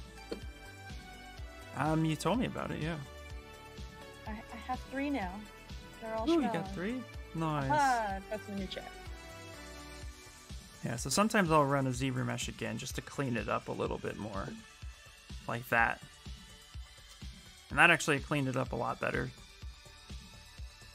If you have 3 poly groups, one group is green, one is blue, and one is pink. One is barely noticeable lighter blue, but still different. When you ZBrush, will those 2 blue... Okay, yes. Will those 2 blues become one since they are close to the hue, or will it remain the 3 groups? It can... Yeah, so, okay, now I get it. If two next knocks, 3 poly for talking to. If you have a baby blue and a light blue, they are different, and then use ZBrush, sometimes ZBrusher will confuse the 2 and make them one. So it is very helpful to make sure that you change common colors to be different amongst them all. So yeah, there you go. Okay, I get it now. 0 mask holes. 0 mask holes, yay! So yes, so if two colors are near identical but the hues are different, then ZBrush can get confused sometimes and weld them together. And I would say it's more likely that they will get confused than they won't. So it is best to change the polygroup color to a different color so that way you don't have to worry about it. Yeah, no problem. Yeah. Okay, yeah, I get what you're putting down now. Yeah, perfect. Yeah. Yeah, no, it gets confusing sometimes. It definitely can be, so. Yeah, and like to Kamara's point, 9 times out of 10, ZBrush will pick a color that you really just, like, it just can't work, you know? Yeah. So. It's like, I'll make like 5 polygroups in a row and they're all right next to each other, and it's like green and then kind of a yellow green and then a yellow, slightly oranger yellow, and then orange. Like, no. Exactly, yeah. So. Or pink and salmon and orange and yeah. Hey, kitty, stop trying to steal my pen. You're being extra helpful today. Yeah. Apparently, okay. Brandy is in a pesty mood today. Oh, fun. She's like, no Cthulhu, play with me.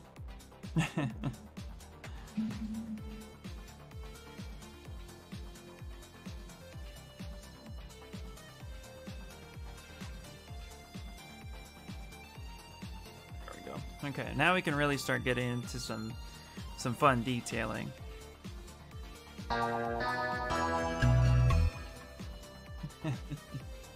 Hey, thank you so much, Unknown Planet, for the follow. I appreciate it.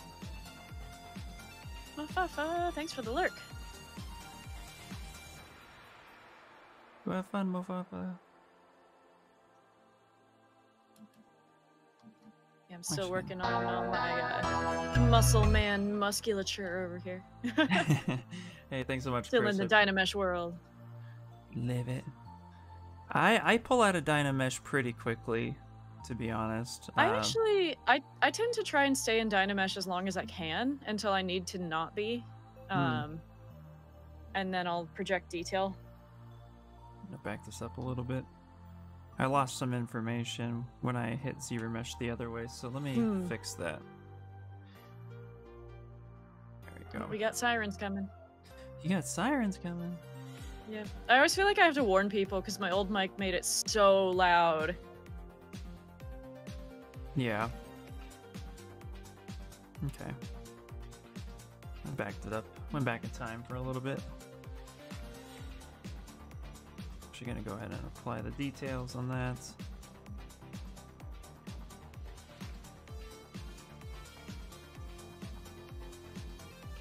What are we at? That's not too bad.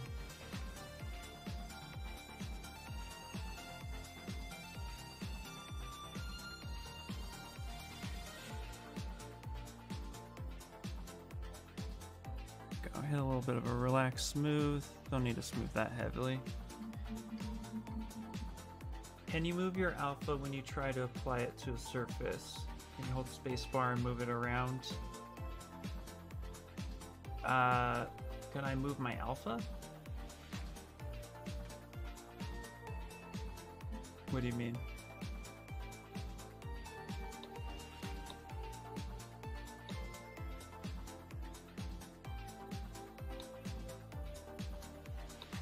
You mean this? Hold on. You mean this bar right here? Like when this screen pops up? The screen shows up whenever I grab something. I can't expand it or anything. But basically, wherever my mouse is or my pin is, as soon as I hit it, it bounces. I'm used to hitting spacebar or holding S, and then doing that. Just choose an alpha with stamp brush mode and try to move the alpha before you apply it. Choose an alpha with stamp brush. 1 second. There are some brushes I haven't used. Pudding, hello. With stamp brush, do you mean with the spotlight? You can't move it when it's already on the mesh. You can hold spacebar and move it if you want to use square and not. Oh, okay. Thanks, Nexox. How are you today, Pudding Munch?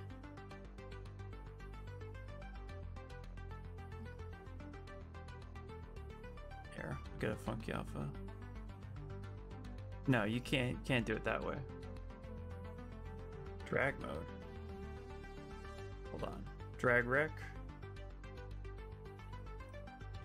No. If you're dragging it out, you can't hold spacebar and move it around. It doesn't work that way. It'd be nice if it did. That would be. That's actually what it's actually what Projection Master was technically used for. Hmm. Oh, on the mask? You can... I don't think so. If you can, is a feature I've never used.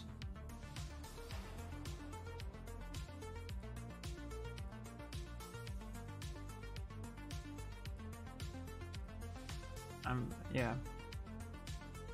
Why not? The move icon appears when you hold the spacebar. But once you're applying your alpha, you can't position that. And if you mask it out, like, so you're saying if I mask out something, so like, okay, he's saying standard brush, so I don't think he's saying with mask, but no, you can't. No, I don't think you can do that. I'm not understanding, as I guess is really what's happening here.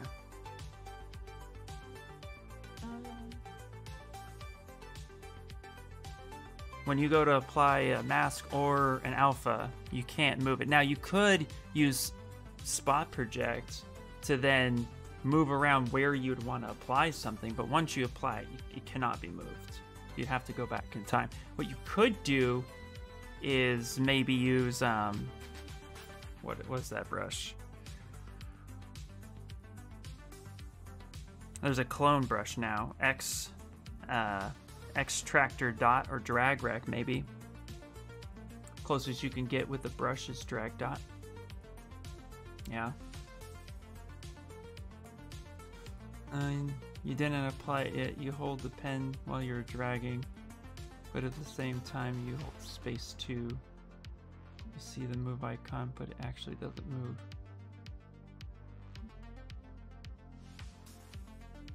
Yeah, I'm sorry. I'm not understanding what you're trying to get at. I'm not really sure either. I'm like trying to follow along so I can maybe translate, but I'm like, I'm not sure. Yeah, I'm not understanding. Sorry. I think we're just missing each other, but I mean, if you have a link to what you're talking about, I'm happy to learn it. I'm always happy to learn something new, but I'm not picking up what you're putting down, unfortunately. Sorry, Chris.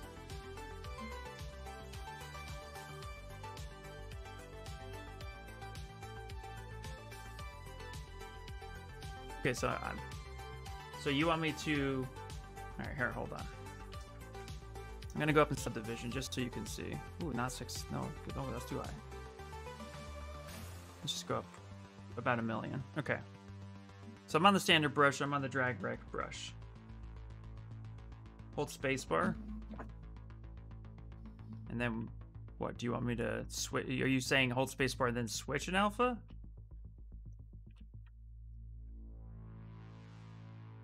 So you drag rec, okay. Then hold spacebar to see icon. Yes, I do, my Keesies. Yes. What? Okay. Did you eat breakfast? Yeah. Okay. Just try your best.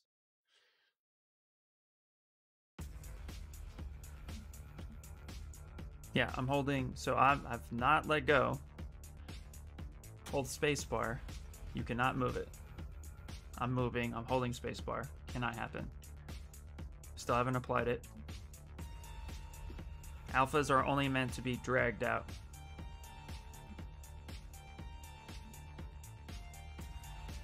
But it won't move. No. That's because, which is what I thought you were saying. The reason for this is because what Zbrush does is it marks where you've made that connection. And once it's established that connection, it cannot transfer that connection over to another spot. Mm-hmm. it will constantly. So even if I'm over here, what it will do is it will recognize the distance in which you actually moved. Yeah. So you see here, like, so let's take a deeper alpha, like, let's make a deeper cut so you can really see. So you see this right here. If I hold spacebar and then move my cursor over here and let go, this happens. So it actually identifies, because ZBrush is always calculating where in space everything is. So you drag, hold space, you're only pausing that calculation. Once you let go, it identifies that calculation. But it always needs that point of reference to calculate where in time everything needs to be. I think Pixo could figure out how to make that work. Would be a dream. They probably could. Their team is crazy, but okay, yeah. So no, yeah, it doesn't move. No, yeah. Sorry that took so long. I was was really curious about where you were going with it, but I just wasn't getting it. But now, yeah, that makes sense. I wish it could. Yeah, that would make sense. Yeah. The closest they have right now is, for example, if we take the, like, for moving geometry around, for moving starting points, if you take the balloon, the mesh balloon, and you draw it here in space, nothing's going to happen, right? But if I draw on a surface, hold spacebar, and then move that surface, then draw out here, then it will, let's go back, delete higher, delete lower. So if I drag right here, then it will recognize and move that space and time. But if I just draw out, it won't. But if I start here, it will recognize that it's sitting on that object. It will remember that because it remembers the distance of where you started and where you ended. So if you wanted to, you know, so it wouldn't work with alphas per se, but it would definitely work with adding mesh via like the mesh balloon. Or even the mesh balloon, mesh extrude multiplier, same thing. You know, you drag this out, move it over, it will figure that out for you. That's the closest I think you can get. And see as it moves through the plane which you started adding. Yeah. Yeah, it recognizes that first point of contact. Now what you can do is you can control that. You can actually go to this picker, and you can actually, it's like, so right now, for example, standard is set on continuous, okay? Which means that it will continuously start recognizing where your brush goes on that surface and try to apply it as easily as possible. But if you do once Z, you change this to once Z, it's only going to, let's actually do a better example. Let's go to dots. So how it recognizes that right here, if you go to once Z, it's only going to recognize that first point of contact. So it will start off in this one spot, and then it's either going to leave or come back. It won't continuously recognize that point. It's only going to recognize the first point of contact.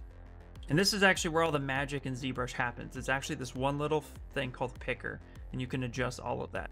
You can also change this to closest Z, meaning it's going to drag the material out closest to the Z axis, or furthest, where it will constantly drag to the furthest that it will go.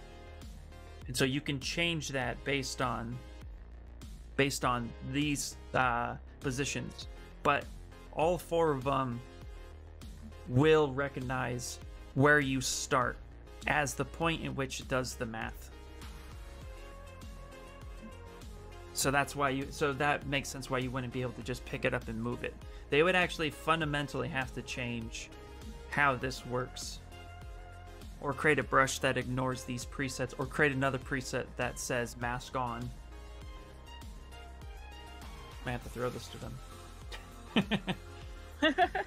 So, and I just started learning how to use picker, because you have your source, which is then indicating all of the active tools, all tools, dynamically what it's portraying, its orientation, complete control over, continuous orientation or once orientation. I would not mess with that unless you're ready for some fun. Then the depth, of course, and then too, you can even calculate not only continuous Z, but how deep that applies. So at some point, it's not going to do anything until you get to a certain depth or a certain height. It's always based on that zero world. and then you'd have to adjust that. So that's a manual control. So yeah, this is where that happens, and that I'm just starting to grasp that understanding. Does that make sense? This one's shredded back, Kamara. Back muscles are fun. They really are, yeah. Absolutely. Okay. But that was great, He's got man. those big old wings. He's better have a big shredded back to hold him. Absolutely. But thank you so much, Chris, actually. That was actually really, really fruitful. I really appreciate that. That was cool. Able to kind of also just see where everything's going. So I've been restarting my Zbrush. Oop. Because it's been like taking a while to autosave lately. Mm-hmm.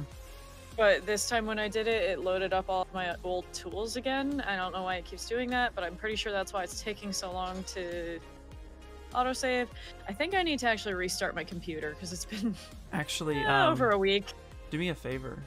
Go to preferences. And then go to where are you? I just had startup. Startup. There it is. Is that turned on? Auto load recent project? Okay. Sometimes that'll take up a lot of space. Yeah, I definitely made sure that was not turned on because it was doing it by default when we first got 0.6 and I hated it. God, yes. I also, the other thing people always have me check is my quick saves, and I'm like, no, I only have it go to 20. But have you deleted them recently? No, but there are only 20 in there. Oh, okay. I delete them from time to time because they quick save projects, and those projects are huge. So like I'll just go up to preferences, quick save, and then I'll hit delete quick save. And might as well anyway, since I have saved this. Let me give him a quick save, a quick actual save. Oops, wrong button. Yep. Actual save. Okay. And then I'll delete all of that. I'm actually going to go back and fix some of my topology here. I don't like how it turned out 100%, so we're gonna re-clean that up, which is fine.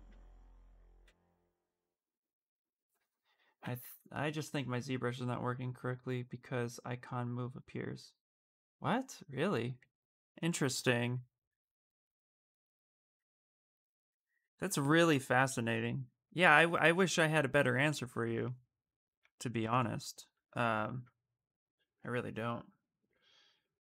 What I can say though is that oh, what version are you working on, by the way?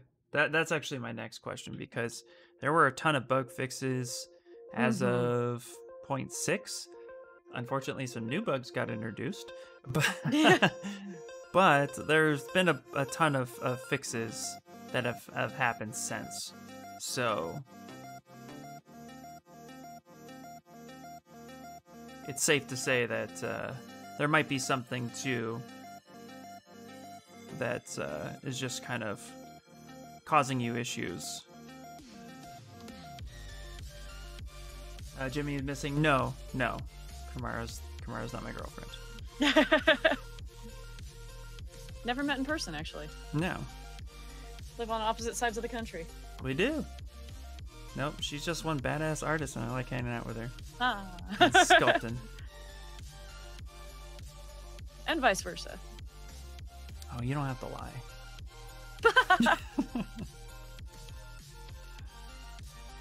Alright.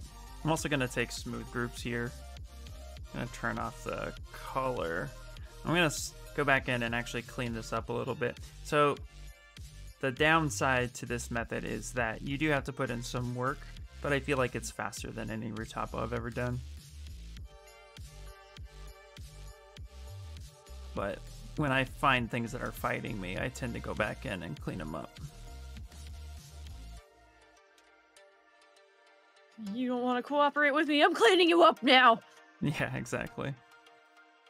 Well, it's interesting with ZBrush in general, and like, so I love this program, and I recognize its issues because every program has their issues. I haven't met one that doesn't. What makes ZBrush made ZBrush so confusing in the beginning for me as an artist was the fact that there's so much control behind the scenes, and the average user doesn't go that far. The average user won't take it into the technical side of it. So that's why when you see stuff like from Paul Gabri or from Palpovich or Pablo Munez, and you're like, how did you pull that thing out of your ass like that? It's quite frankly because they are just... They know the technicality side of it that a lot of us don't. And it makes their jobs easier, and they get results faster because they already know how to get to that point. So that's where I've been trying to go. A lot of, like with Paul Gabri, a lot of times like hotkeys exist because he's like, hey guys, I need this button. So of course he knows where they are. Yeah, exactly. Well, yeah, Paul Gabri's been working for Pixelogic since 2008, I think. Yeah. Like, he came on late. This is my concept. So he does have quite the butt. They also make it flashy. Muscular Cthulhu. They also make flashy but messy models. They do, absolutely. Yeah. Be the first to admit that.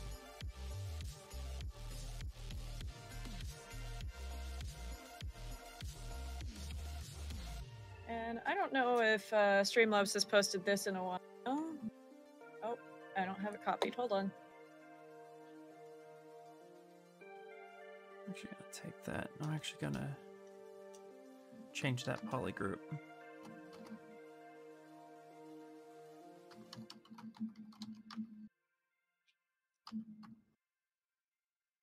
So I'm making some much needed changes too. Okay, I think that link should work. Does the glyphy thing do the... You mean the keyboard on my screen?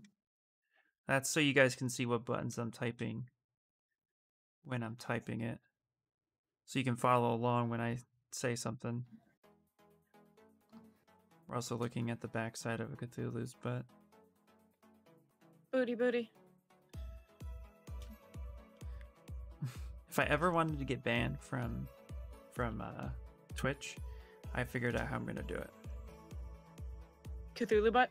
No, I'm gonna sculpt the most realistic female body I can think of. Nice. And I'm gonna take it all the way until they shut me down. Right. Which, as soon as you get to the nipples, they'll be like, nope! All right, we'll save that for last so we can really push it. Yeah. But I mean, it'll be full anatomy, anatomically correct female body study. And then we'll just wait until the comments stop coming in and the viewership drops. I think that'd be fun. Poog says, oh, yours is very colorful. Yeah, so, Poog, in ZBrush, because I don't know if you've ever played with ZBrush at all, but we have these things called polygroups, which actually colorize the model for you. So mine is also colorful. I just don't have them displayed at the moment. I also haven't broken mine up into nearly as many polygroups yet, because I'm still in Dynamesh mode. Yeah.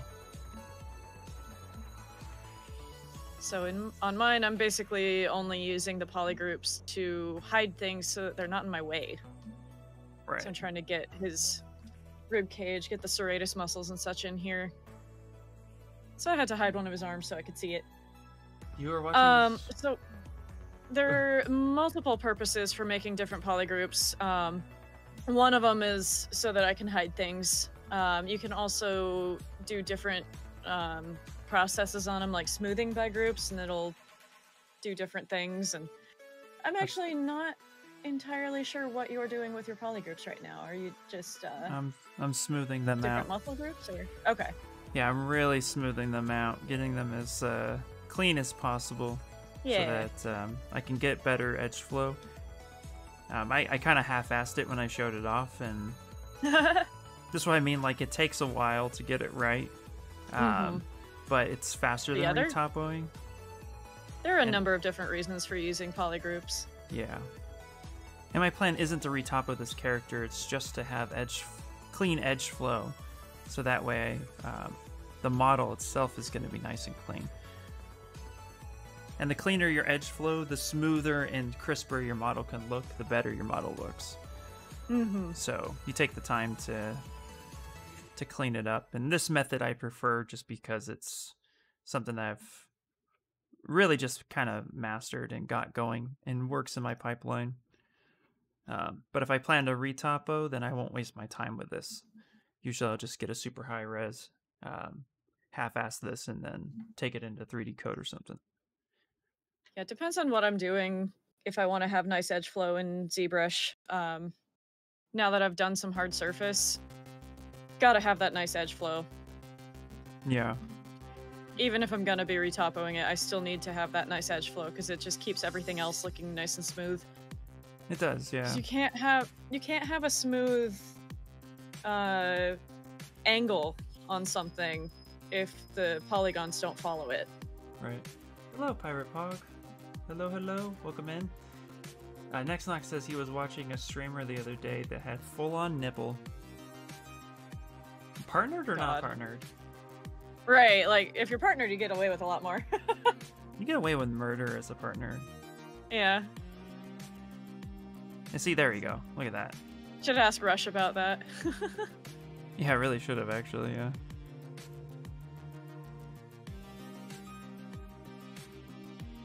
I'm still hoping. So, I don't know if you've heard this one. I think you've been around for it, but Living Vertex is planning on doing a Vertex After Dark channel on Pornhub.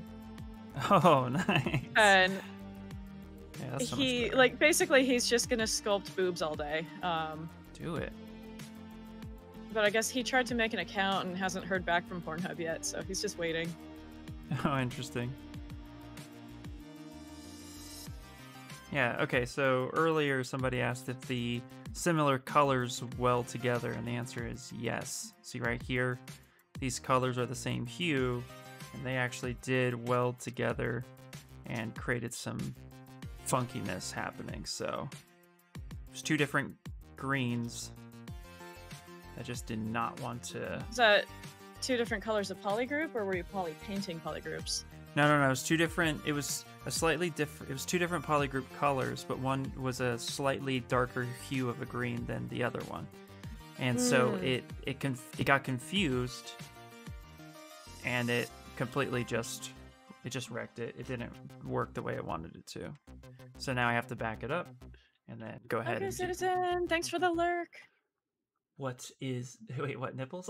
It was on a Pixo stream. No wow. That is awesome. Okay. Who did it? I want to go check them out. Right. Well, I know Anna has been doing male studies, or just anatomy studies. So I don't know how far she took that. The male anatomy study was actually the one that we were doing for her mentorship. Didn't even sculpt nipples on him. Interesting. Question. Also, answer. he was wearing underwear. Yeah, the underwear part's cool. Daniel Bell, I've been watching him a lot lately, and he does some really cool stuff. And he's been doing some bodybuilding anatomy studies lately. Okay. I'm actually going to uncrease everything. So crease, uncrease all. No, not crease all, uncrease all. There we go. That's a little bit better. Yeah, they're going to be static until I pose them. Right now, he's just kind of sitting here. There's still a lot to do.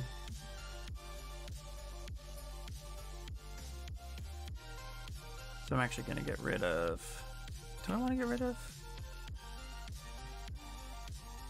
No, I don't want to get rid of it yet. What I want to do is actually project some of this detail back just to have it, and then we can get rid of that. So I'm going to go ahead and project. I'm not going to project color, but we'll project details. Yeah, it takes me a while to get away from the posing aspect, or get into the posing. I do a lot of setup.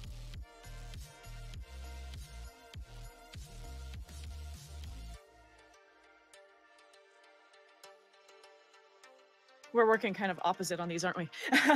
We are, yeah. You're like asymmetrically doing it. I'm actually... Yeah. Usually I don't work in pose. So, like, it's a very new thing for me to work in pose. So I can't say that I necessarily have a workflow for it, but this is what makes sense to me at the moment, at least. I think it's great that you're going straight on into pose. I've done that enough. My whole Gwenna model was done like that. And yeah, it makes sense to me because it's like if I want the muscle bulges, like obviously some of the muscles are going to be flexing and others are going to be contracting, and because he's entirely asymmetrical. Yeah, it made sense. But also I was like, well, he only has one hand. I guess I'm breaking symmetry already. Let's just pose him. I want to try something. I'm actually going to save this real quick, just in case. And I'm actually going to back down on the topology a little bit. I'm actually going to go to dynamic. I want to try something. Ooh. He looks a little like Watto. That's funny. I like it. Watto, yeah. Yeah. This is the concept I'm currently working on. There's still so much to do. And I have a lot of references too. But yeah. I'm trying to get it all set up. I mean, I've only technically since yesterday. Well, I built the mesh yesterday. I've only been working on this for like 5 hours. That's not too bad. Frame world! Okay. Thank you for the bits. Woohoo, bits. How are you today? Masked on. My Self-collision. headless Cthulhu going. Gravity sets to like, let's go to like 1.5 on gravity. Hi, J. Crew. J. Crew. Inflate 0. Okay. Let's see what we got happening here. Let's go ahead and recalculate the inflate. I want to see if I can just get his tentacles kind of dangling for a little bit.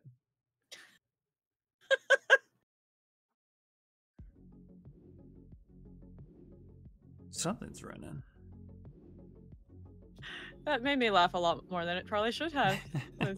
Get his tentacles kind of dangling. Get his tentacles dangling, yeah.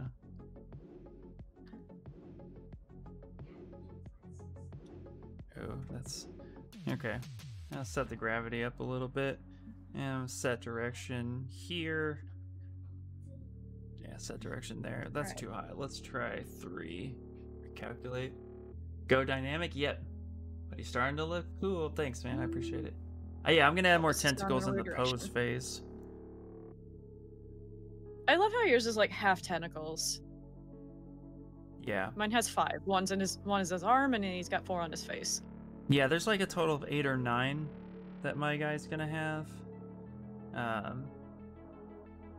It's not doing what I want it to do, so I think I need to actually like come up here, set direction this way. Oh, I don't want floor collision on. Self collision's a little too high. We all know how to make Cthulhu laugh. You give him 10 tickles. We don't love it. MJ says, you're welcome. This is not doing what I wanted to do. Which is too bad. Okay, well, when we get to the posing phase, that's going to look a lot better, so... I'm okay with it for right now. And I made a tentacle brush to add more tentacles later when needed. So, let's get to... Let's get to here. Let's save this part.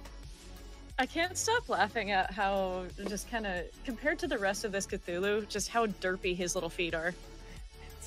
Right? It's It's not a horn contest. Popple says. It could be.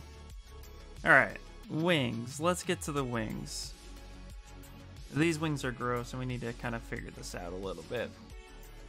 I don't mind his wings so much, but they are funky, so...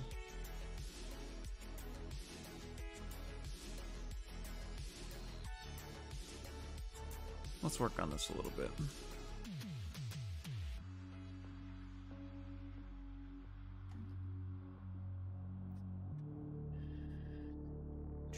Actually, you know what I'm thinking? I'm thinking about separating this guy. Let's split hidden. And then I think I want to actually... I drew all these out, but I think I'm going to want to delete these and shape one and then copy and paste. So let's delete hidden.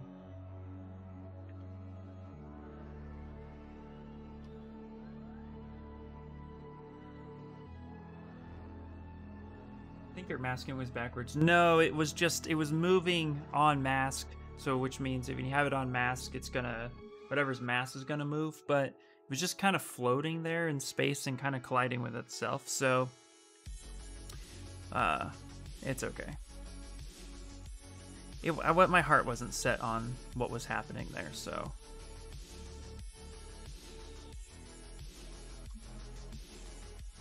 Sculpting in pose is fun. So different from what I'm used to. Oh yeah. I love sculpting in pose. I feel like it's really the only way to get a true pose 100% accurate without a lot of extra work. Yeah.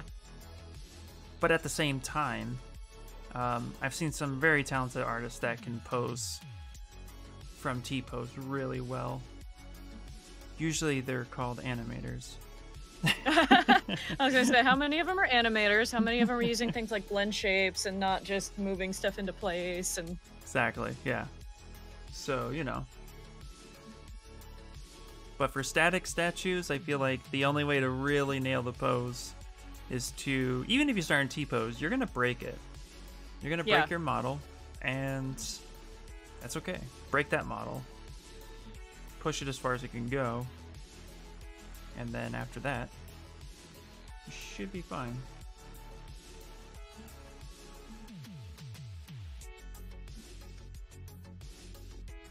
Yeah, no worries, dude. I appreciate the suggestion. Okay, let's go ahead and Z-remesh this guy. At some point here I need to get his wings in here, but I'm having too much fun sculpting the muscles. That's what happens. Yep. I'm actually gonna take this down to like a 2.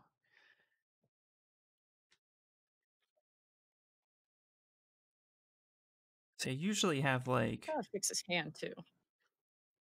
2 workflows I generate from when I know I'm gonna be doing something in T-pose for a long time. I spend a lot longer in my setup. Oh, I love this song, people. I love it. Keep that up a little bit. Not too much. Blast your ears, I promise.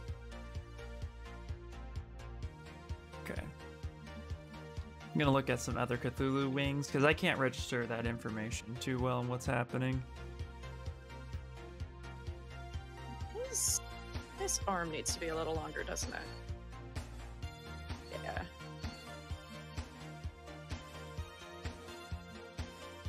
Okay.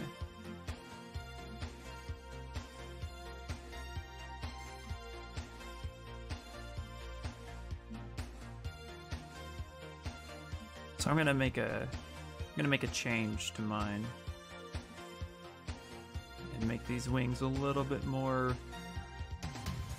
I'd say more bat-like almost. So I can't really tell. This is like, what I love about this style is that it's so aggressive and so bold and very comic-y, right? But there's so much black and filler that it's like a lot gets lost there. So you know what that style actually reminds me a lot of is that lowbrow style. Oh. I am unfamiliar with that style. I was too, until she said she finally found out what it was called while she was working on some of her stuff. Oh, well, there you go. Okay, well, that's fair. That is fair.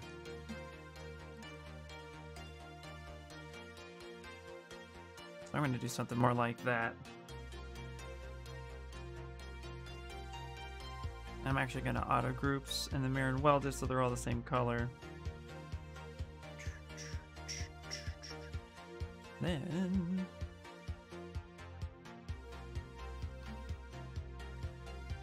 this is where I'm going to take this is where the mesh extrude really comes in for me.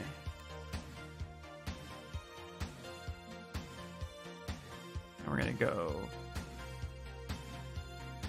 go lazy mouse, perfect.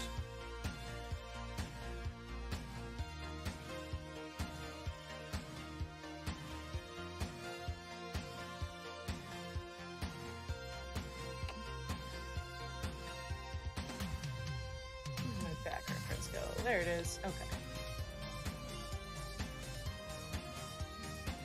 Oh yeah, there we go. Ooh, okay, so this is actually kind of what I was talking about with the picker. Picker is set to 1Z, and I don't want that. So I'm going to go to picker and actually change that to continuous Z.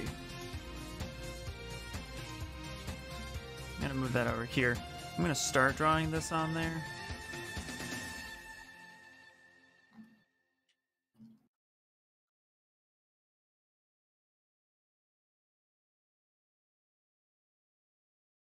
I'm going to bring that back.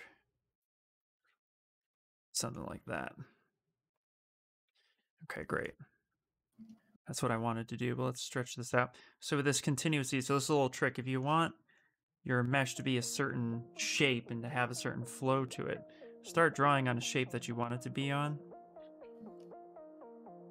And then move it over to this area you want to have that shape. So we're going to do this. Going to come up. I'm using the lazy mouse feature. I'm going to hold shift again, bring that back over, match that to the surface I want, and let go. And now, that's the shape that I want. I'm going to bring that back over. Now I'm going to fit that to the wing on how I want it.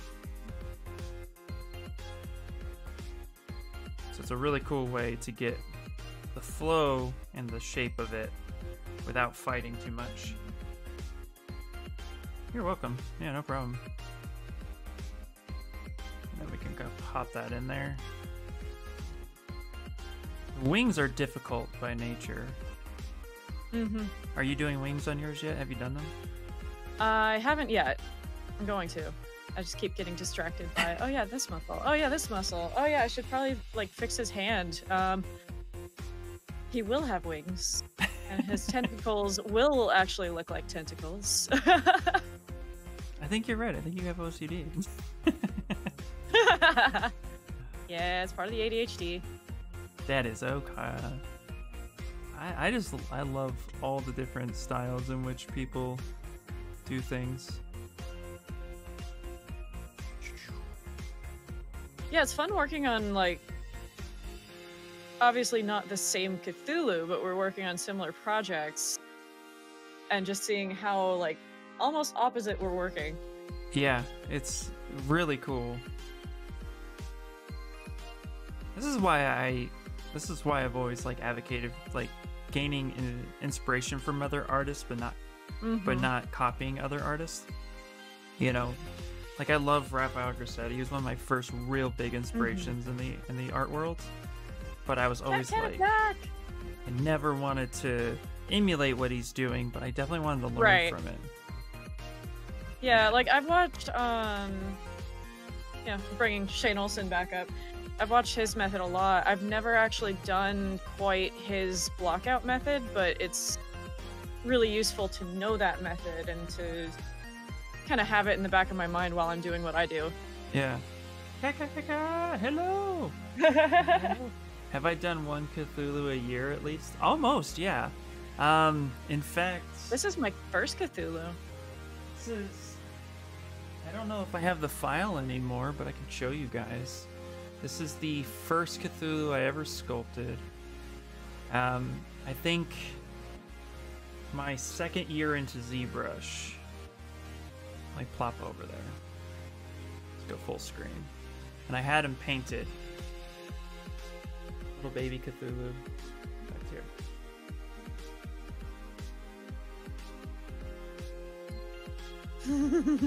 Yeah, this was like year 2, starting to get into toys. I love it. And he's just super adorable. He's a learning one. He's going to school and pondering thoughts. Oh, I keep hiding my references from myself. Where'd it go? There we go. Oh, thanks.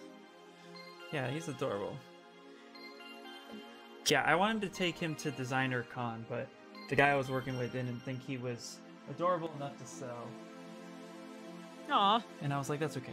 I wasn't heartbroken on it. Like, he had a certain vision, and I appreciated his vision, but I was like, I think it was one of those we agreed to disagree. So a few years ago, I actually got an invite. Like, they did a toy Yes, convention in Brooklyn. Was it Mhm. Brooklyn? I don't know, somewhere in New York. I can't even remember where it was, but it was 5 Points Toy Fest or something like that. Uh-huh. I wasn't into making toys. Like, I had never even done anything like. Okay, step back. I had been looking into 3D printing for a long time, but I Yes. hadn't actually tried doing any of it yet. And I still don't have my own printer, so I haven't done much of it. Right. But like, I got an invite to go to this convention, and I'm like, okay, I guess I'll sell the random 2D fan art I've been selling at Comic-Cons, but like, I'm not sure why you're inviting me, but all right. Right. I didn't go the second year, and it's one where like you automatically have an invite the next year if you went the previous year. Oh, okay. So now I'm like, now I have reason to be there, and I don't know if I can get in again. Right. Yeah, that's crazy. Although with COVID, who knows what's going to happen with that, so. Yeah, that's true, right? Because they didn't do it last year. I Oh, haven't that's heard okay. anything about it this year. I don't even remember what time of year it was. I want to say it was like August. Well, you know, yeah. Yeah, it's crazy. I went to Designer Con with a buddy of mine, but it wasn't under my name. But I met a lot of really talented people there, and I was trying to actively get into toys at that time. I think it was, yeah, 2019. I was trying to get into toys at that point. Yeah. Yeah, Is I'm not he- even like actively trying to get into it. It's just kind of a side thing while I'm trying to get better at the game stuff. Yeah. But I mean, we all there's need a lot fun of hobby. there's a lot of game artists that do toys as well. Oh yeah. Yeah. Is ZBrush similar to Blender? No. ZBrush is dedicated sculpting only. It is, I mean, there's painting features and stuff in it, but it is dedicated industry standard for sculpting. Blender is more of your one-stop shop. I could do it all, but not as well as proprietary. So while Blender has sculpting features, it's not as good as ZBrush, but it is really good for learning. It is really good for doing projects. Like, it's great on its own, but that's an apples and oranges comparison. It's not a fair comparison. But if you're serious about sculpting, the only answer to that is no. Blender is better. Just kidding. Hey, I say to each their own. Whatever works. Yeah. We've all had this conversation as I've before. said a lot, like I've never used Blender. I would like to, because I want to get away from the more expensive stuff like Maya for at least my personal stuff. But I do recommend anybody that's looking to get into 3D try Blender, because it's free. Exactly. And figure out if you even like it before spending a whole bunch of money on stuff. Exactly. Yeah, that's really the thing. Before you spend money on stuff you're not too sure about, try Blender. I mean, I was in Blender for a And while. you can for do rendering. a lot with it. Yep. Yeah, you can do a lot with it. You don't need the fancy software unless you're trying to get into an industry job. Exactly. Yeah. So, yeah, don't feel obligated to buy something. Because there's a lot of parts of the industry, too, that is accepting Blender users. So, oh, that's amazing. Thanks. I want to learn Cinema 4D, but can't really find any learning resources. Oh, God, yeah. Cinema 4D, I know it a little bit. I did a little bit of it when I used to do 3D, not 3D, when I used to do video editing, and I wanted to get into some fun stuff that way. I use Cinema 4D with After Effects, but video editing is a lot of work. Mad respect to anybody who can do it. I didn't mean to crease that way. I meant to... Incoming call from Nevada. Cat Attack says, for every time you put down others in the Blender Cult gift shop, I'm so close to that giant teddy bear. Yeah. Keep creases. Gonna zero mesh. There we go. Let's go a little bit lower. But yeah, Cinema 4D, that's a... You could do a lot with it, but YouTube had some good resources, but I don't know if YouTube is great for that anymore. I'm not too sure how many people still use Cinema 4D. I mean, unless you're a motion... I do know somebody, actually. I just lied. The guy who was in the motion graphics, who's doing logos, like, you know, the starting screen like Nickelodeon or Pixar, you know, where like the little lamp comes out, and a lot of that could be done in Cinema 4D directly. So a lot of motion graphics Cinema 4D users, but I don't know if a lot of industry like 3D modelers use it so much, but I know you can model in it. I've never even seen what it looks like. Oh. I'll pop it on Never my used screen. it. I think you've seen it. It's Probably. one of those things that like it's by Macon. Like, if you look on my screen for a second, it's a ridiculously expensive program. Yeah. Oh, did they change their logo? Yeah. I don't know if you see my screen right now. Yep. This is what Cinema 4D looks like. A lot of motion graphics and stuff. Materials you can use. It's I mean, I did some stuff in here. I probably have some old projects. But like, here, let's see, right in the beginning, does it play? Yeah, all of this right here, that whole beginning intro, that was all done in Cinema 4D. So it's good for short motion design. Actually, I'll show you. Check this out. One of my old YouTube videos. I'm not actually sure if I have seen that software before. So It doesn't look familiar. That's a live stream. Let me just go to videos real quick. This is an old YouTube channel of mine. You want to see some old shit of mine? Here you go. But for example, let's see, did I use it here? Nope, I didn't use it there. Let me go back.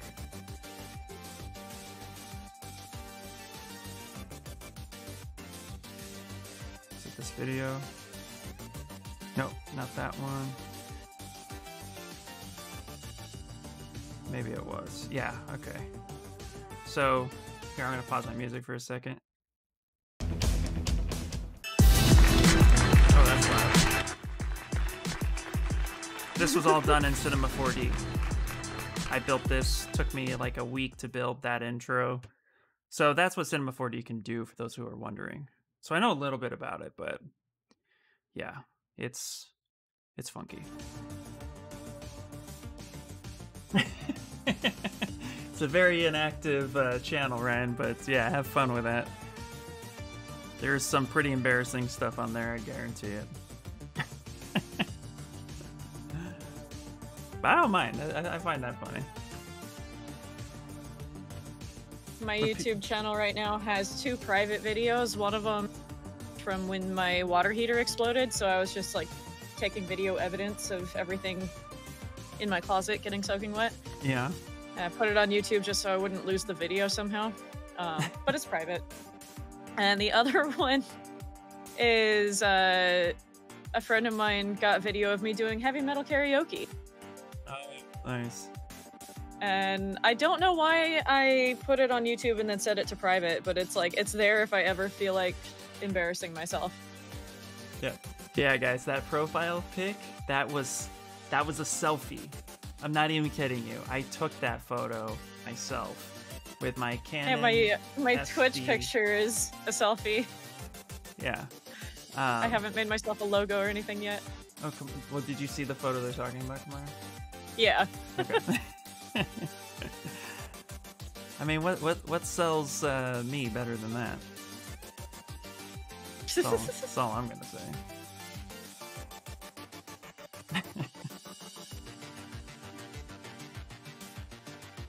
Hold on 1 second. Heavy metal karaoke raid alert.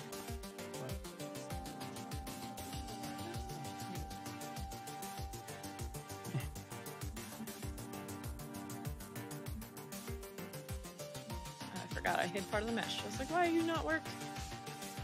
Why do you not work? I think I'm gonna shorten his wingspan a little bit. I think I might have made, I don't know. Maybe I need to like point this in a little bit.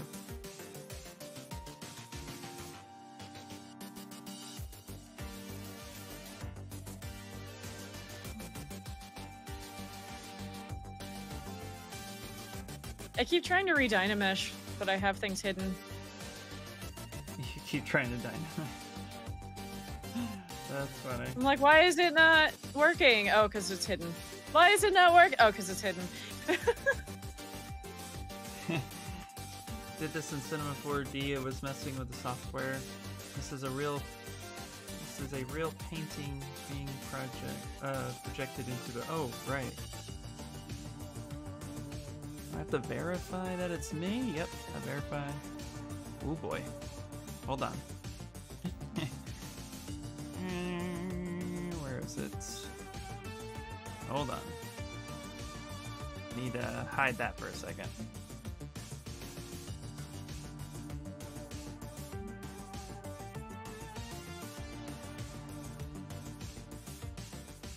I didn't realize that either.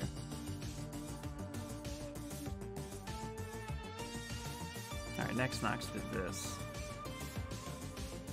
Just tuned in and legitimately was wondering how you came to working without moving your lips. Yeah, so this is a painting Next Nox did that he then used a video projector and he projected the lighting effects onto a real photo to get like a moving Harry Potter style like scene going. But it was just more of like a moving picture. It's really cool. Yeah. Yeah, very, very cool.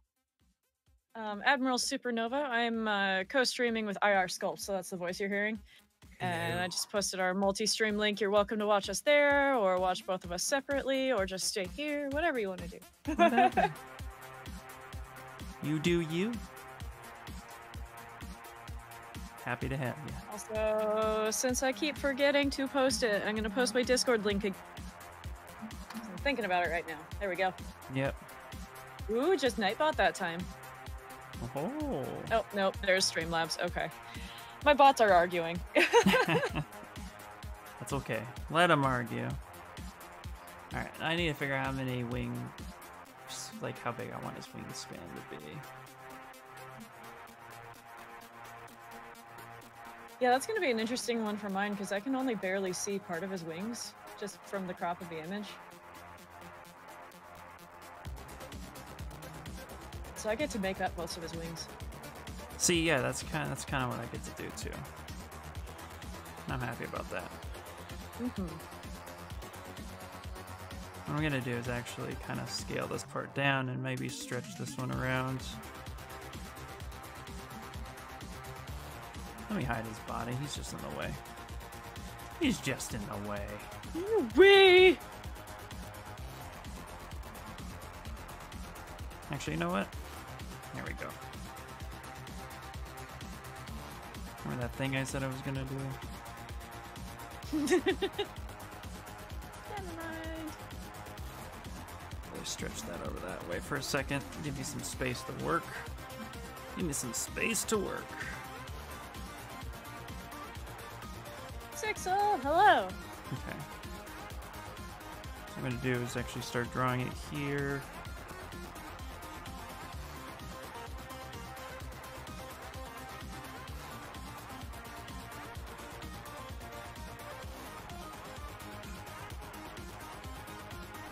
Come up like that.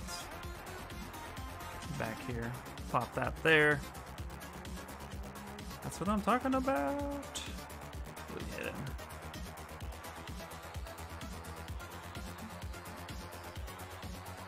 That over. Now, when I pulled it off, my grin was ear to ear. It was so cool to see in person. It really was, Next. And I think that wasn't the other thing you'd done too. You did a few of those, I thought, but it was impressive, man. Like, really, like, blew my mind. You definitely should be proud of that.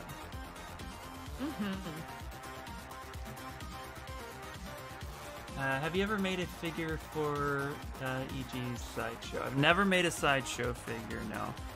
Most of the figures I've made are still currently under NDA, or they were private stuff. But never for sideshow. But I'm looking at you, sideshow. The water heater uses a battery? That's interesting. I don't know if I've ever heard of a water heater using.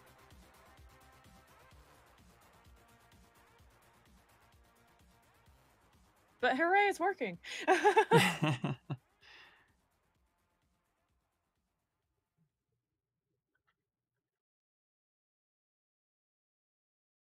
Actually, you know a company I would love to work for? And oh, you guys want to hear a crazy story that happened yesterday? I'm going to tell it anyway. I was at the bank yesterday because I had to get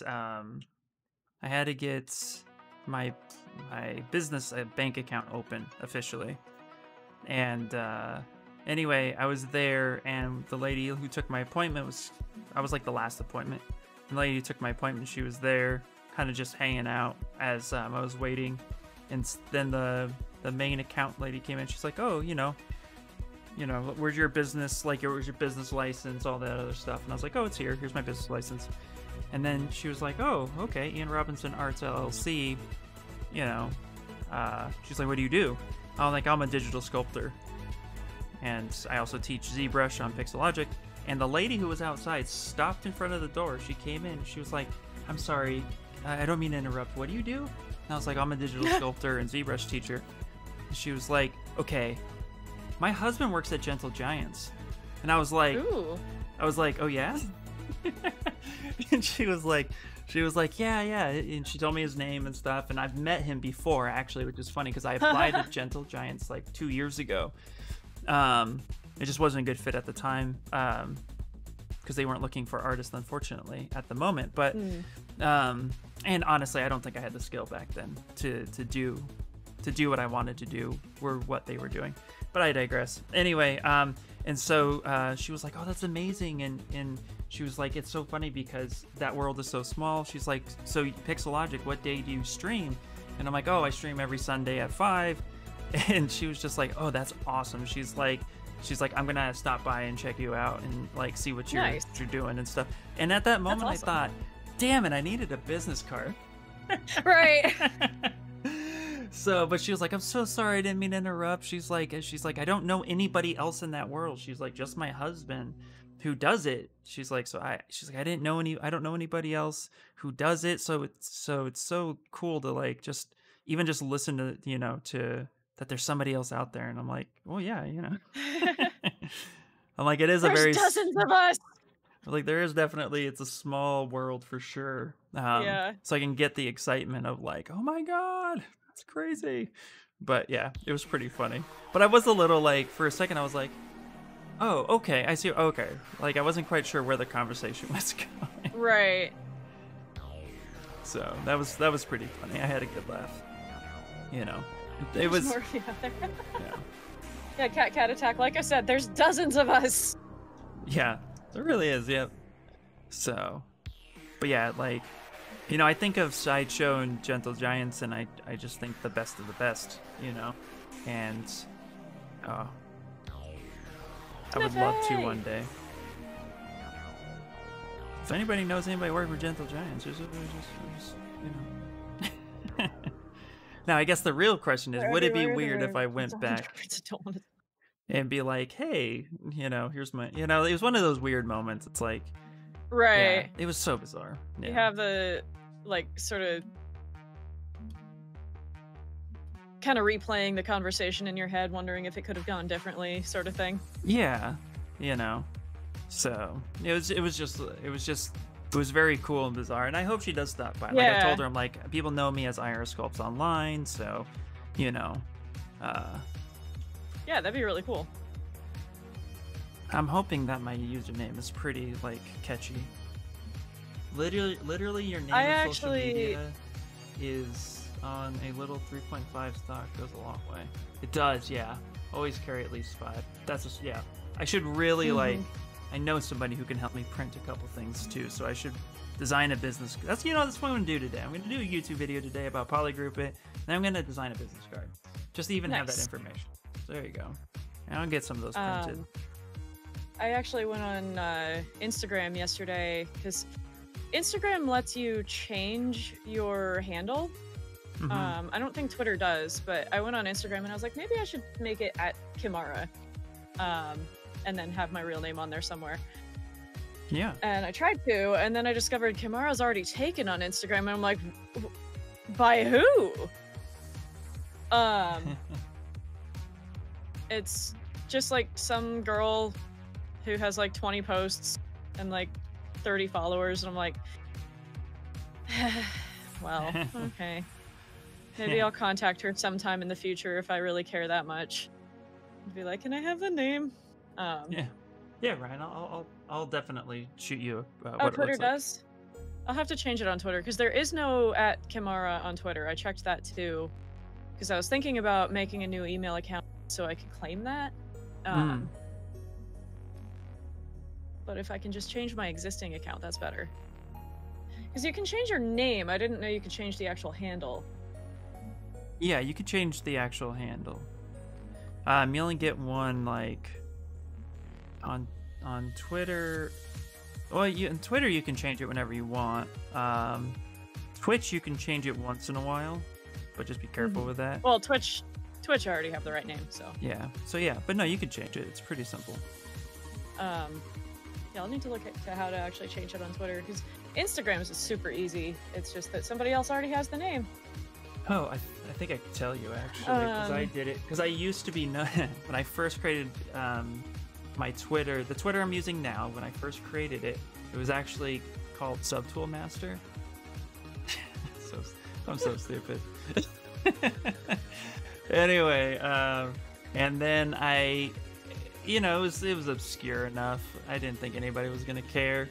And then I started using it, and then after a while, I was like, oh, how do you do that? And so you just go to your settings and privacy, and then you go to hold on a second.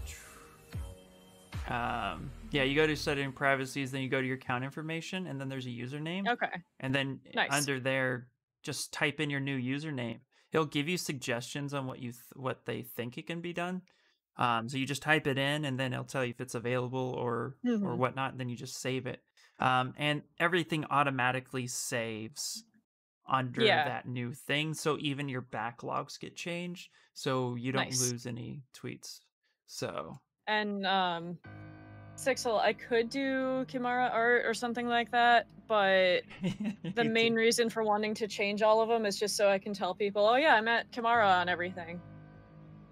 Yep, that name was, Casey, it was honestly, I love that name. Like, I'm not knocking on it. I love that name. It was so awesome.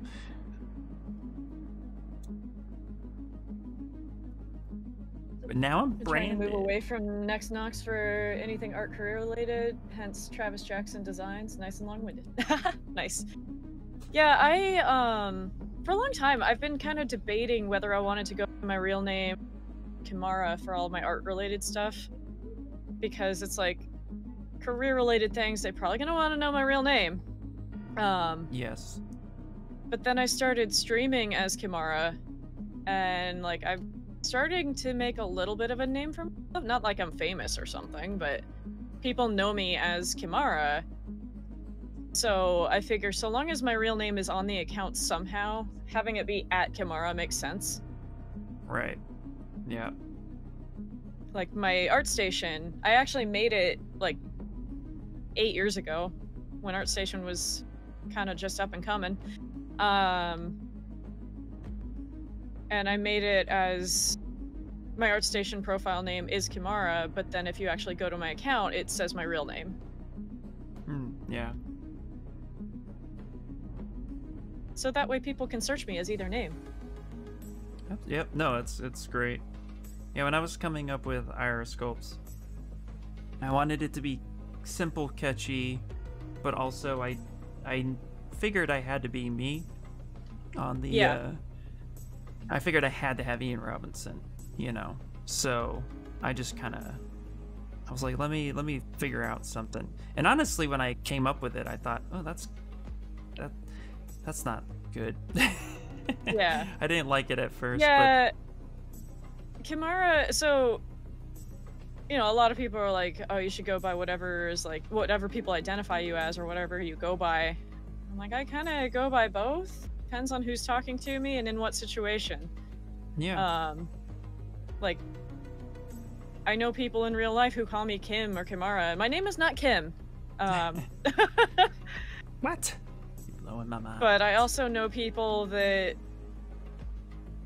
you know, if I was working at Six Flags and had to wear a name tag, they wouldn't let me put Kimara on a name tag.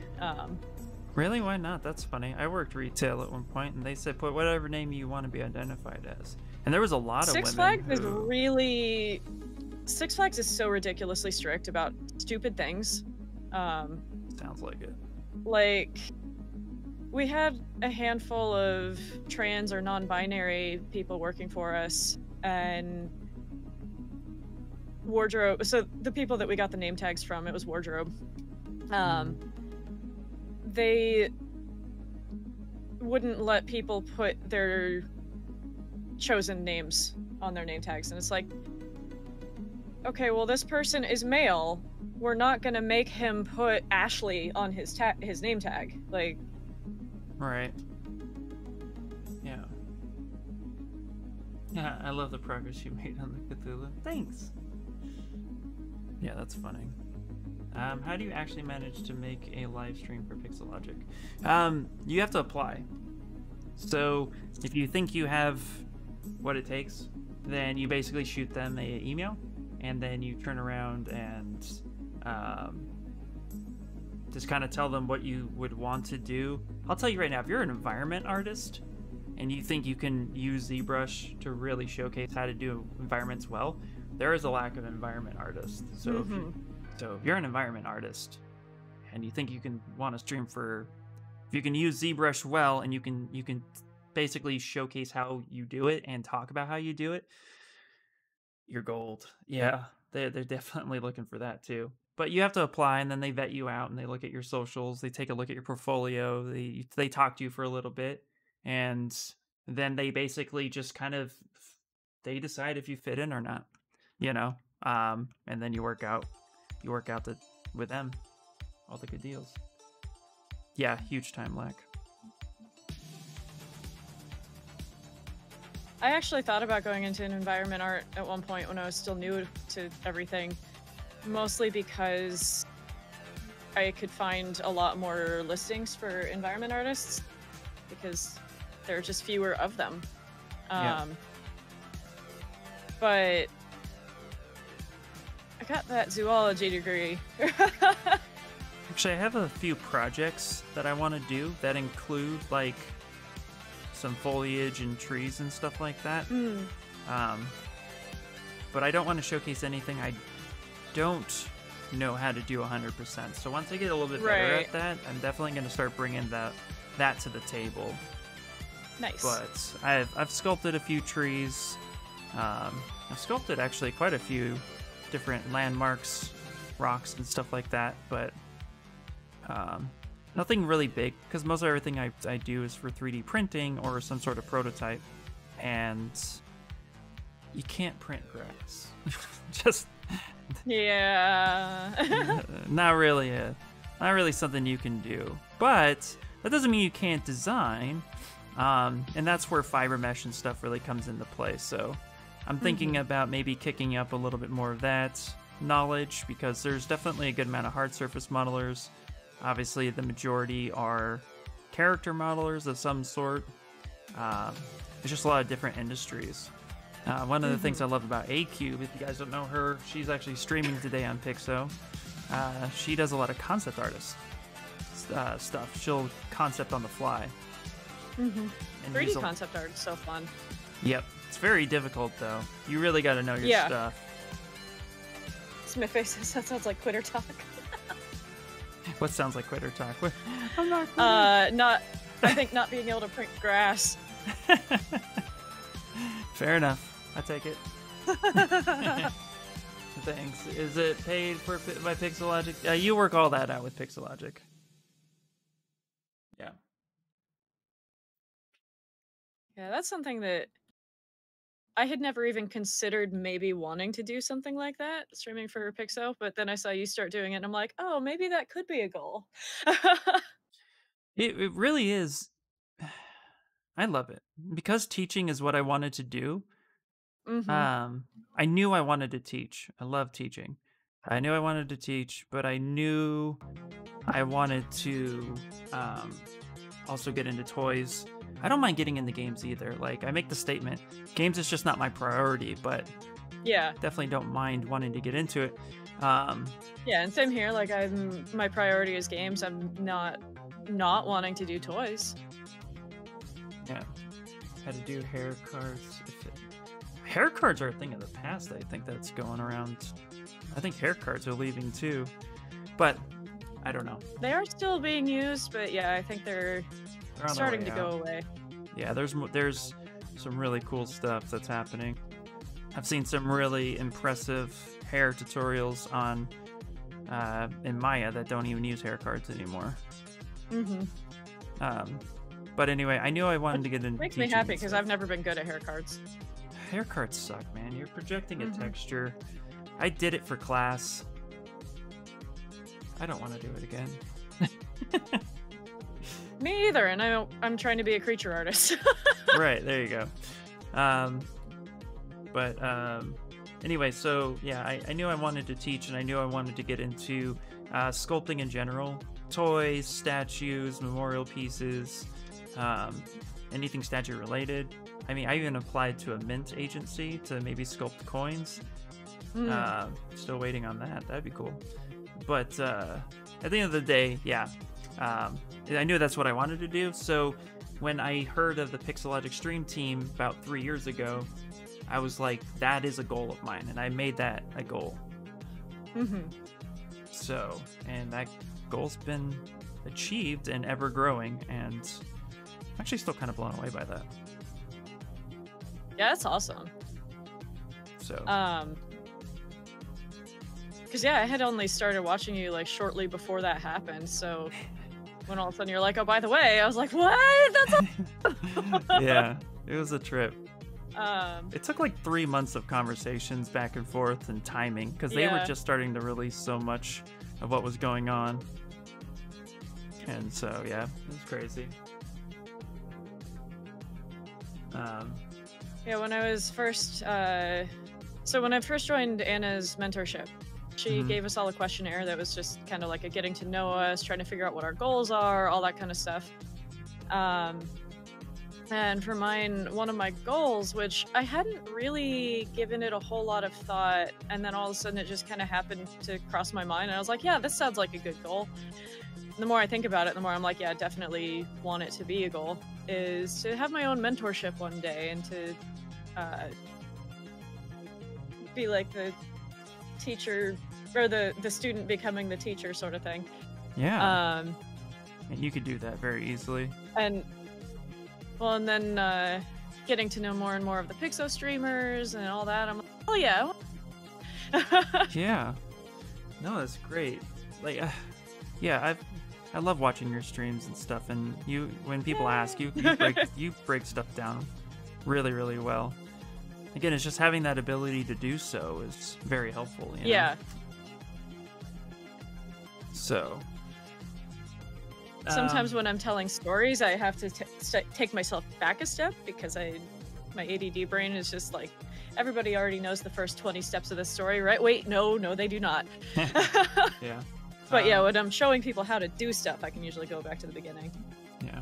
What active score will you end up, point score will you end up with? As far as the overall topology, usually my projects, I don't ever cap it. I don't need to. With working with high-res models, I've taken it as high as 74 million polys before. In fact, my Gwenum model took me that high when I started retexturing it. But I would say my average project sometimes doesn't break 10 million. It doesn't need to. But my anatomy references are actually, I have an Ecrochet poster on my wall of the human body, and I'm grounding a lot of my anatomy knowledge from organic human anatomy into this. I also have some reference over here of what chubbier, heavier people are. So I got Chris Farley, Jack Black, giving that kind of heavy set feel. But then I have some Cthulhu references, though this is my main concept that I'm going to be adhering to mostly. I do have more anatomy of what other people have done, including this really amazing painting of Cthulhu versus One Punch Man, which I might I saw that one. turn around and want to replicate this. I might actually make a 3D model illustration render tribute to this, especially since there's a fucking ship right on the top of his head. I love that.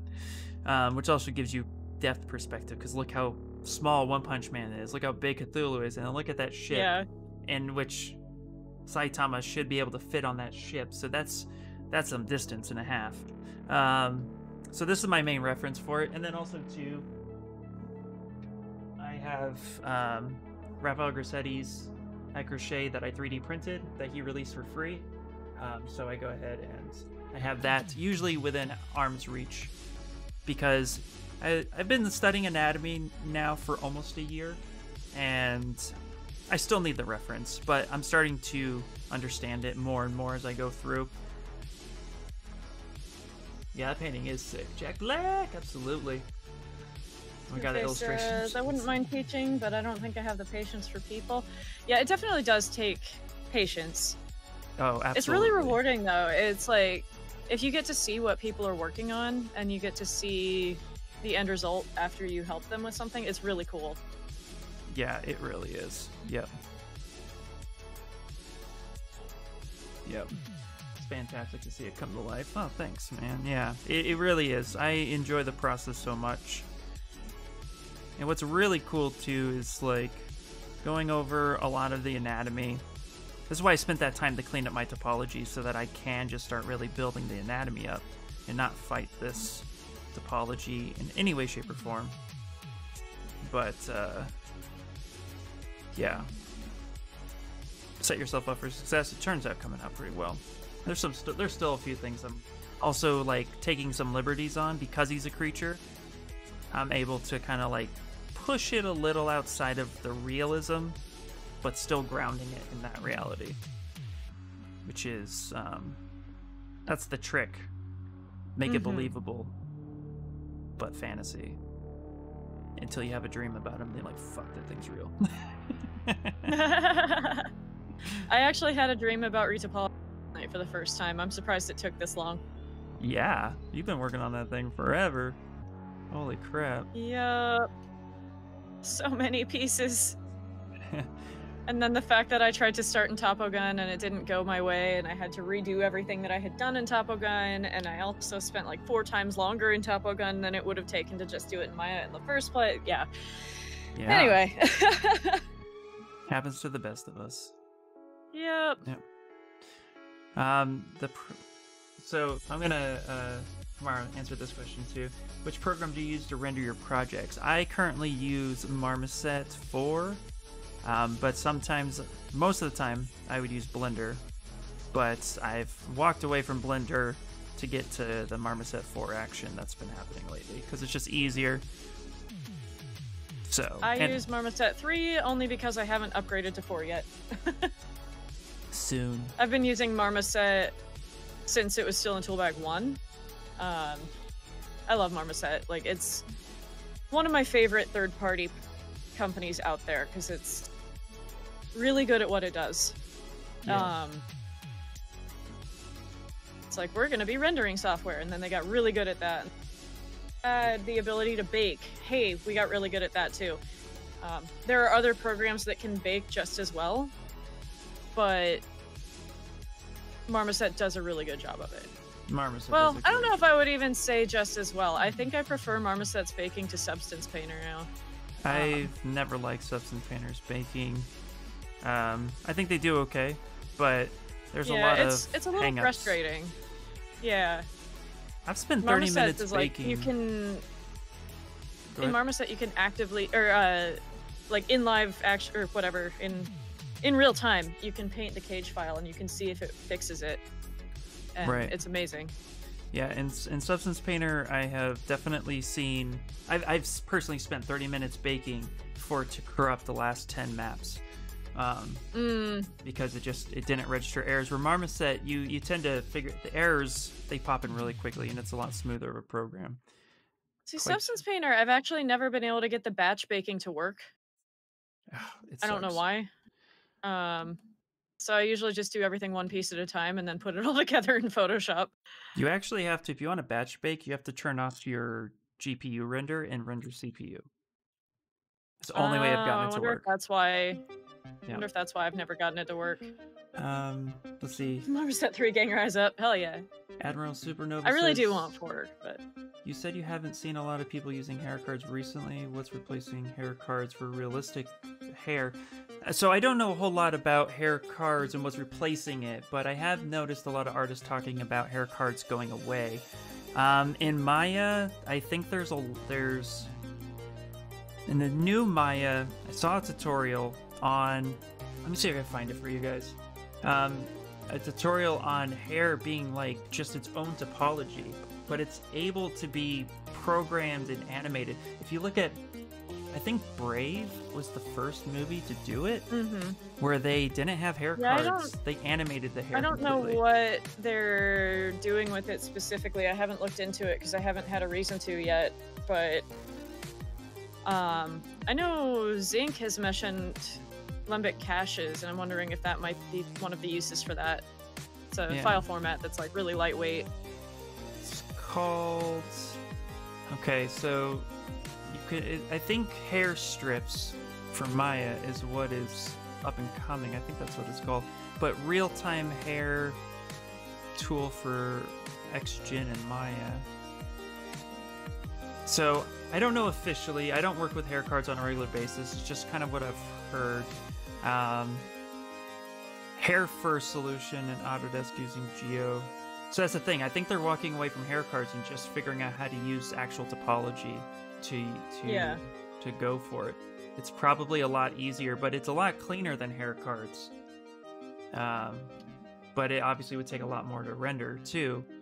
But with the new graphics cards that come out, you double up 2 3090s and you're fucking flying.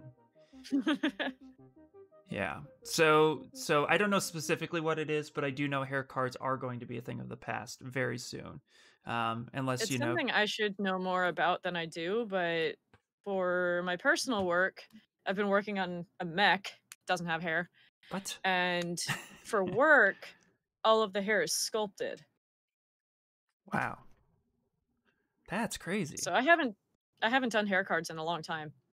So see, yeah, so Which is funny because I'm a creature artist. Right? Yeah.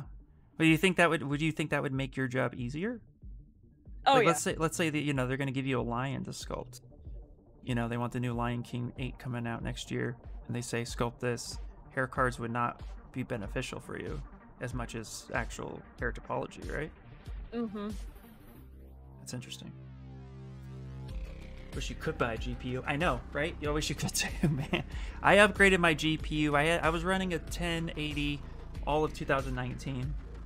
And then just at the start of the pandemic, I had a 3-year warranty with Fry's, Electronic Fry's, and they were going out of business. So I turned in my warranty, said the graphics card didn't work, and I bought a 2080 2 months before they released the 3090 series, or the 3000 series, 30 series, however we say it.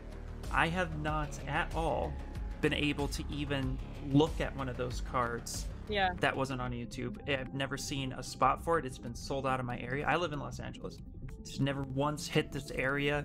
They go out of stock within seconds. So instead of fighting it, I just upgraded to the 2080 series, and it's great. Especially since Zbrush doesn't really use GPU at all. There's no point in me really pushing getting the top of the line GPU. My render engine does, and the 2080 is perfect for it. Hey, thanks for the follow. Old computer was, I built it in 2011, and I had replaced the graphics card in it once, but so my GPU was probably about 7 years old. I had a 960, no, 970, but so I had a 970 that was about 6 or 7 years old, and the rest of the computer, like, everything started kind of glitching, and I was getting a lot of blue screens, and I was like, all right, I need a new computer. Especially since I'm actually doing character art for work right now, I really need a new computer. It's not a want, it is a need. Yep. And so I started looking at PC Part Picker and all that, and somebody was like, oh, you know, the 3000 series is coming out soon if you wait. And I'm like, okay, but if I wait, the point would be so I could get a cheaper 2000 series, because the 3000s are going to be expensive. Right. And if I wait, my computer might die before then. It might. So, because it was like, I was getting a blue screen at least once a day at that point. Jeez. So insane. I went ahead and got the 2070. And no regrets. Yeah. Because, yeah, I haven't been able to even breathe at a 3090 or 30 anything.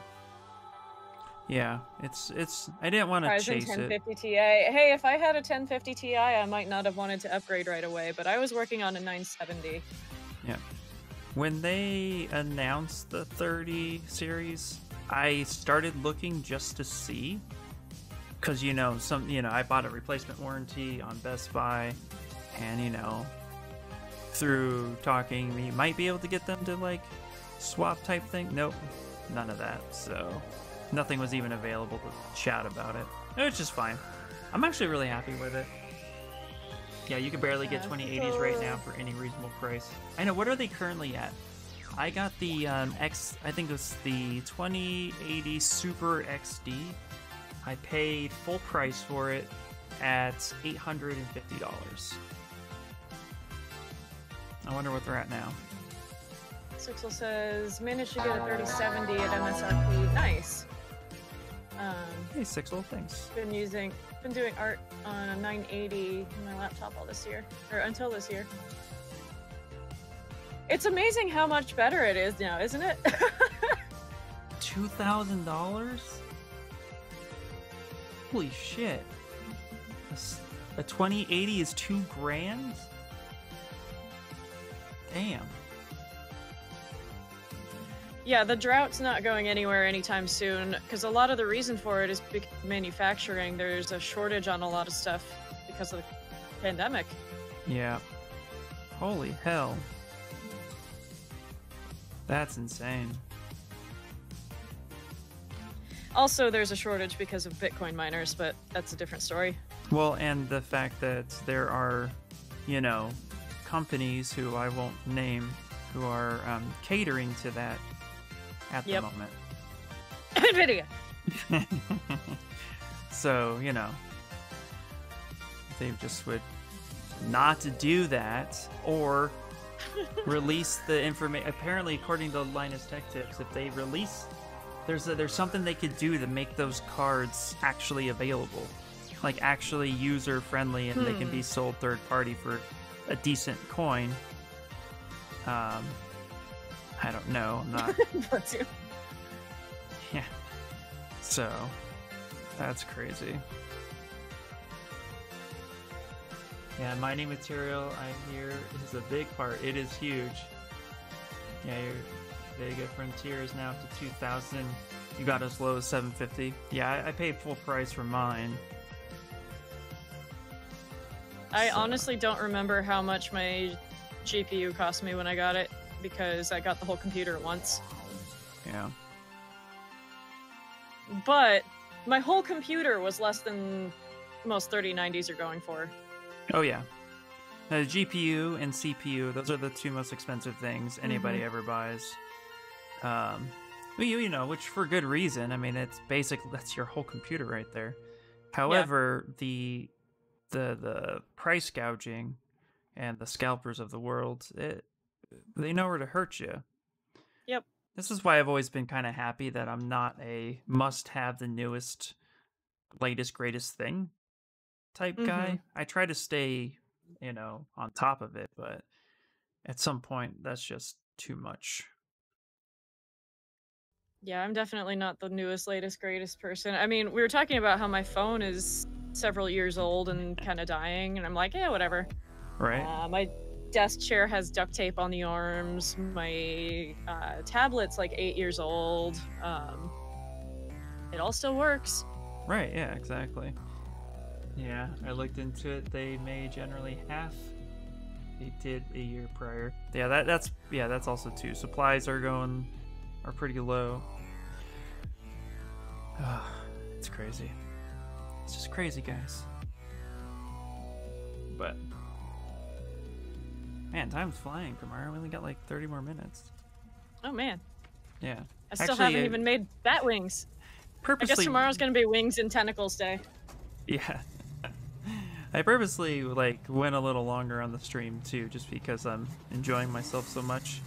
I'm getting lost in it, and this is, I don't know how busy next week is going to be for me, so I'm like trying to soak it all in. But yeah, next week's going to be kind of crazy for me, because I'm pretty sure I have 2 weeks worth of actual work coming up.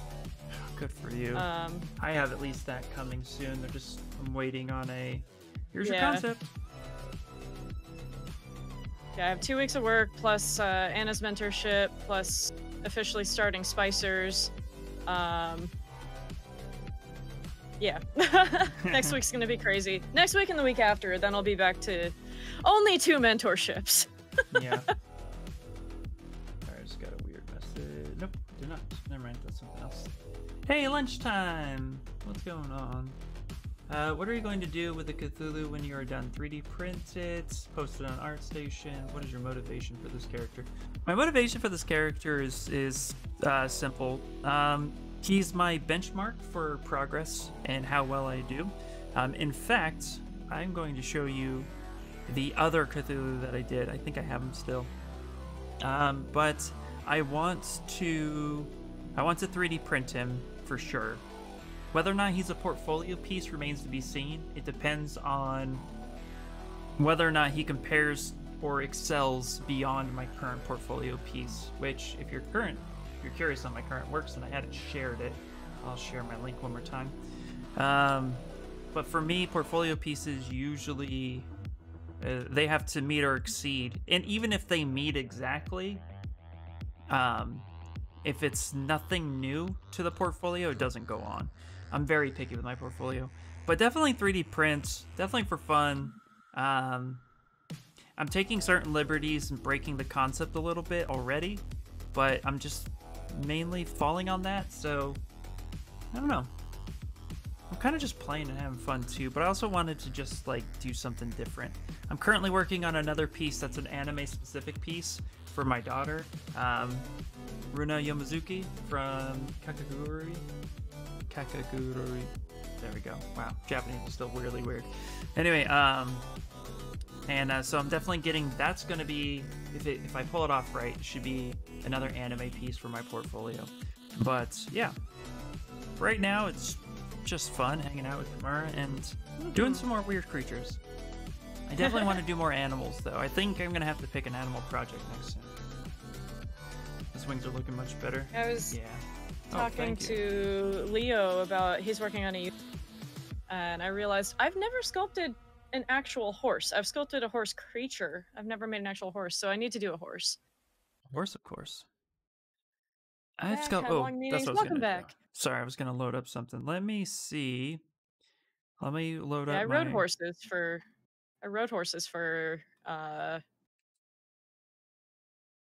I don't remember the math. It was many years. It was almost 20 years anyway. So horses are the one animal that I'm like super confident in helping other people with and critiquing and that kind of thing. So I need to do more horses. Yeah. DQ! I thought you already asked about that, DQ. The new mic fund is because the new mic went on my credit card, and I can't afford it. No, not this thing. So, new mic fund is to help me pay off the credit card. Nice. Honestly, I could change that to say something else. Could make it a different new something fund, but the money's still gonna go towards paying off my mic. Yeah. So this was a Cthulhu I did back in early 2019. And it's okay. I'm not 100% in love with it. There's a lot wrong with it. But it's like early 2019. And it's okay. Miss Randy.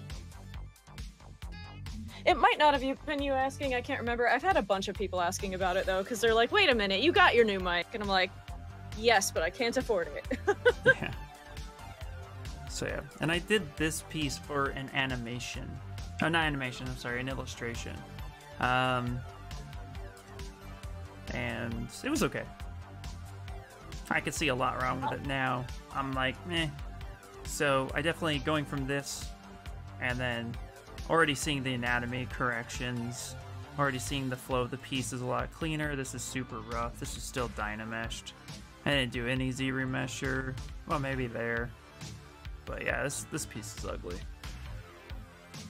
Hot tub fan.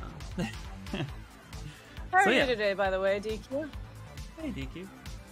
You like the Darth Grogu? Thank you so much. The Chun-Li vs. Vega piece you made blew my mind when I saw it. I remember that movie, and it came out so badass. Thank you so much, Cat. Thank you. Yeah. You guys can own that piece, too. You know, I don't promote my Patreon at all, but it is up to grabs for those who support me on the second tier Patreon, which is like $10. But yeah, if you guys ever want to print it yourself, you can. I freaking love it. It's definitely a fun piece. That's actually why I made that piece, is because I feel like that's everybody's favorite scene in Street Fighter 2, and yet nobody has made a piece. I've not seen a sculpt from that scene, so I was like, I'm gonna do it. Not your best few days. That's not good. Well, hopefully things get better. Hopefully you get some sleep tonight. I am doing pretty well. I had you were here. I had my marathon stream over the weekend. Now I'm working on Cthulhu with IR sculpts. Oh yeah. Right, Slow BR? Huge progress. Here's my concept. I haven't shown him in a minute. In a minute. Who remembers that? I remember it, but I don't remember what it is. Does anybody remember what that is? In a minute. We'll be right back. Was that the Nickelodeon commercial thing? Yeah. Yep. I was like, I remember it. I can picture it. I remember it from my childhood. What is that? Yeah. I had a feeling you'd get it. It took a little bit of time. Yeah. The other one was, I remember, which was, I think, USA, which is, we'll be right back, which is another one. I don't think I really watched USA a whole lot. Yeah. The thing I always remember is the address for sending things to Stickly on Nickelodeon. Yes. I don't remember the whole thing, but I remember it was New York City, New York State, 10108. That's so funny. I would not have remembered that. That's hilarious. Oh, that's fantastic. Stickly. Yeah. Mafafa says, Mafafa remembers the in a minute. Right? Yeah, okay, cool. Not just me. Oh man, I kind of like accidentally broke this topology. Didn't mean to do that. Yeah, huge progress. Yep. So, just so you guys know, at 1 o'clock I'm going to be bouncing off, but thank you guys for stopping by and hanging out. Yeah, I'm going to be off at that time today too. Yeah. And I'm actually not doing my personal stream today because I don't stream on Wednesdays usually. Yeah, I don't stream on Thursdays usually, so. Yeah, I'll be back tomorrow, 6 p.m. Eastern time. And then we'll both be back on Friday. Friday. Yep, I love it. Not leaving just yet, though. No. A couple more minutes. But yeah. But see, that's what I mean, too, going back to the other Cthulhu I did a while ago. That's why I encourage people to, especially if you're starting out your art journey, keep your first sculpt. It's really, really cool. All it takes is a catchy jingle. I still remember a random cleaning service because of it, right? There's a jeweler in Colorado that I think they also exist in California, at least in the Bay Area. But the way they do their commercials, they make it sound like it's a local business. So everyone's very confused when they go somewhere else and they're like, wait, that exists here? What is it? I might know it. The Shane Company. Now you have a friend in the diamond business. Oh, shit, yeah. Yes. Yeah, in Colorado, it's the Shane Company. Now you have a friend in the diamond business, just east off Arapahoe Road on I-25, or in Westminster off the Boulder Turnpike. And I actually can't remember the Westminster address off the top of my head, but isn't that crazy? Like, I'm gonna break this up. Open weekdays till 8, Saturdays and Sundays till 5, or online at shaneco.com. Oh yeah, I've heard them before. My dad's up in the Bay Area. I've heard of them. That's so funny. Yeah, small world. Yeah, if you live in Colorado, everyone knows the addresses for the Shane Company living in Colorado. To the extent that there was an episode of South Park in, I think it was like the first season, where Cartman was pretending to be the Tooth Fairy. Yeah. They had an address for something that they said was in Cherry Creek, which it's not, but nobody that doesn't live in Colorado would know that. But see you, Inspire. They said something about it being just east off Arapahoe Road on Emporia Street, and everyone's like, the Shane Company! That's so funny. Yeah, Casey says, oh my gosh, Shane Company's everywhere. Minnesota had those ads all the time. Yeah. Yep. Meow. But yeah, they make it sound like it's a local business, but it's not. Yeah, no, usually they're not. Yeah. That's crazy. Yeah. Meow. Me hear you, kitty. She's been super needy today. This is like the 4th time I've picked her up. Just play her that NSYNC song. I need love. You need love. And no, I'm not ashamed that I know that. I was gonna say, I don't know that one. I never really listened. It's I Need Love by NSYNC. And don't worry, they're awesome.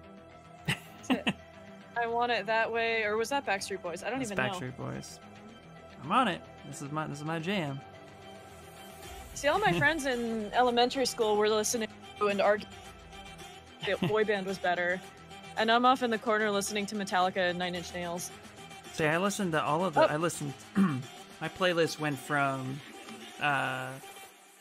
Okay, so my playlist went from Marilyn Manson to NSYNC to Nine Inch Nails to Metallica to Britney Spears to Christina Aguilera back to Lords of Acid, to Jenna Tortures, back on over to whatever Kiss FM was playing at the time.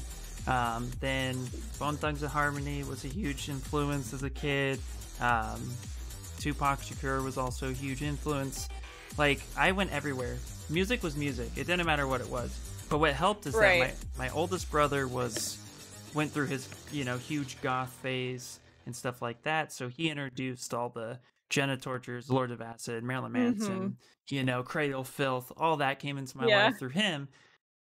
The girls that are interested in high school love the boy bands, so what better way than to just go in there and start listening to the music that they really like. I love it though. Like, one of my favorite artists right now, is I love Taylor Swift. Like, I love her music. Her shit's catchy. She's super smart. But yeah, let's throw anything. Yeah, I typically will listen to just about anything, but I could never get into the boy band music, mostly because it's like, Backstreet Boys especially, every song is a love song. Oh, well, yeah. I mean, look at who they were singing to. Yeah. Just pretty obvious why. Yeah. Of course, it's weird listening to 16/19-year-olds sing about something they probably have no fucking clue they're talking about. Right. Well, and I've been single since I was 19, so I'm like, I'm not into listening to a bunch of love songs. That's where Taylor Swift comes in. She has a lot of breakup songs. Right. Well, I haven't had those either. I've only had one break. I've only had one relationship. Just no country. Nah, don't do country. I don't mind unless it's pandering. I don't mind yeah, pandering is great. That's perfect. Cute girl in a straw hat with her arms out. Yeah, Casey's the one who introduced me that to is a scarecrow. to Bo Burnham.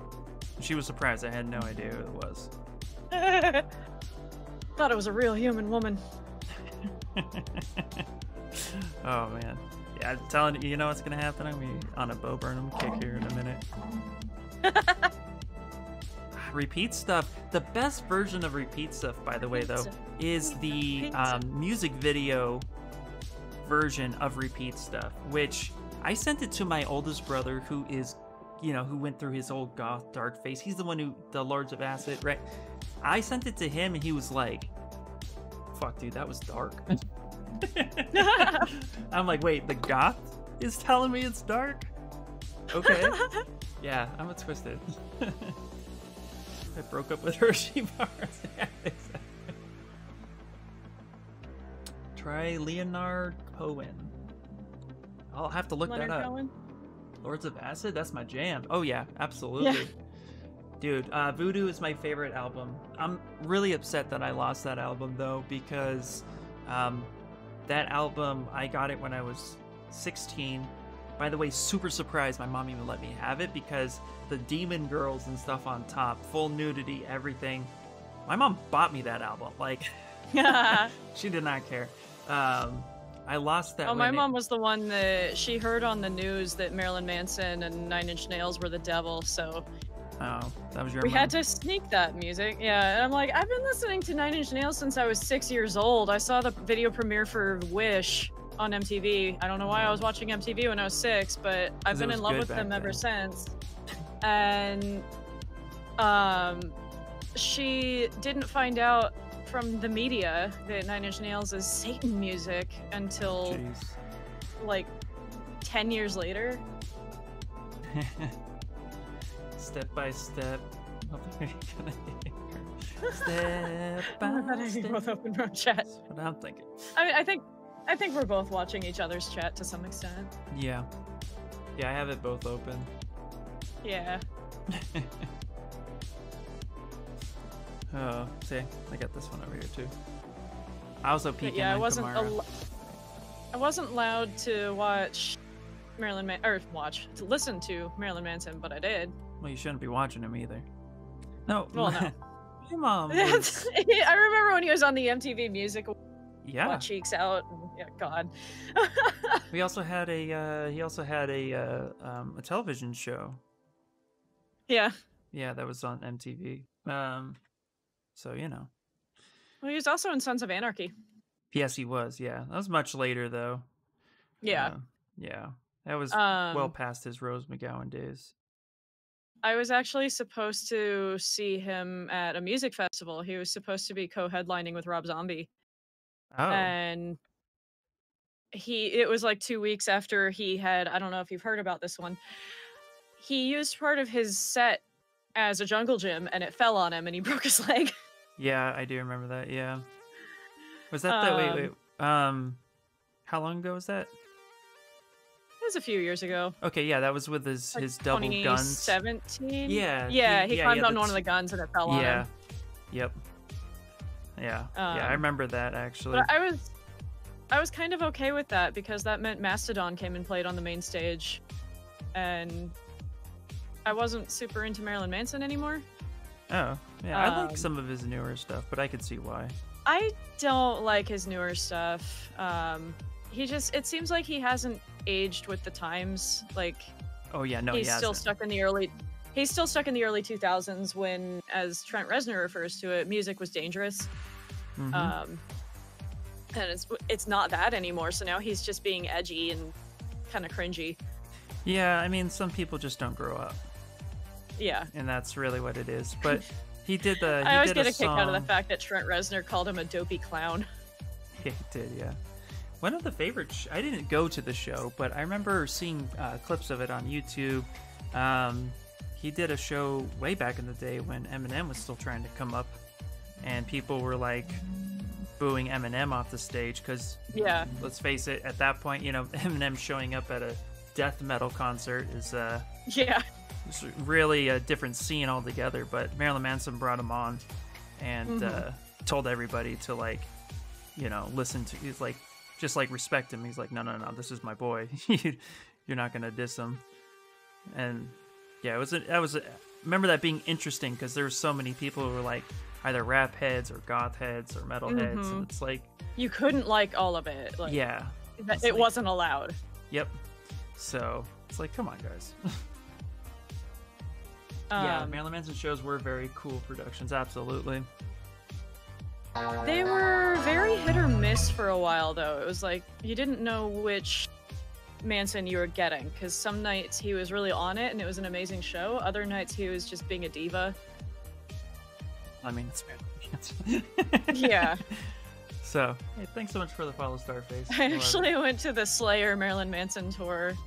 That was fantastic. But yeah, his show at the Slayer tour was kind of eh. Yeah. Okay. I don't really like what I did here, so I'm going to back this up. Yeah. Have I made you listen to Ripley's music yet beyond what I play on my stream? No. Because if you like things like Nine Inch Nails and whatnot, you'd probably enjoy his music. Oh, well, send and me he just stuff. released a new album. Yeah, I'm gonna post it in my Discord probably. Yeah, do it. Alright, guys. Well, this is about where we are right now. So, definitely a lot better than it was when we first started, which is always cool. Yeah. You know, that is the point. But, yeah, he's coming along. He's a little funky dunky Cthulhu, but I'm gonna stop right now because I know I'm kind of noodling. I need to take a break from him and then perfect the wings a little bit. I'm still kind of adding little bits here and there of like the shape of his legs and such, but I definitely need to add his legs and tentacles or wings and tentacles tomorrow. Brian says, or oh, not man. Tomorrow, Friday. Yeah. Brian says, oh man, I keep getting pulled away. The client I'm working with doesn't understand the difference between SVG and PNG. I think I missed a lot. I'm gonna have to go back and rewatch. Dude, I'm sorry, man. Yeah. Yeah, I get it. I've had a hard time explaining clients before the difference of certain, you know, formats and why you would I remember explaining to somebody when I would do really big Photoshop files why I saved in TIFF over PSD, and when I finally had to explain the PSD's 2 GB file cap, but we're making a billboard. Here's a TIFF file that also saves all your information. Like, yeah, I've had those conversations too. So, But anyway, guys, thank you so much for the follows, the hanging out, good conversation. Kamara, this is always amazing hanging with you. Mm-hmm. So thank you. I love it. Absolutely. And yes, please send me this music. So, I need to go listen to his new album that he released. Okay, I'm gonna share something real quick. I'm gonna share it in both chats so people don't have to bounce back and forth. But if you guys want a small taste of like how random my music gets, I have an old playlist called Smile on Your Face. I'm gonna share it. It's an old account, so I can't edit it anymore. But I'm gonna share this because it is just so random. Like, but I freaking love it. I play it. It's really, really cool. So if you guys just want some weird shit in the background that covers pretty much everything. Unfortunately, Lords of Acid is not on there because they're not on Spotify. But other things in there as well. So enjoy that playlist. Let me know if you guys like that sort of stuff. Wow, that didn't post to Twitch for some reason. Do it again. Okay, that's being weird. I'll post it on my side. There we go. I see it. Okay. There we go. Enjoy that. But yeah, guys, thank you so much for hanging out. I really appreciate it. And I will chat at all you later. Yes, please join the Discord as well. It's a good place for everybody to just come, hang out, share your work, collaborate with other artists. Just be kind. Links for my Discord as well. Come join me. Come join, yes. Alright, guys. We'll see you later. And I will see you guys. Today's Wednesday, so I'll see you guys on Friday. That's when we're streaming next. I'm gonna go raid Digi because he raids me a lot. So do if it. you guys are on my side, you stick around for a minute. We're gonna go raid Digi. He's working on, he calls it his Blub Blub. It's a submarine. Pretty cool. Nice. Alright, guys. See you later. Bye, bye, bye, bye.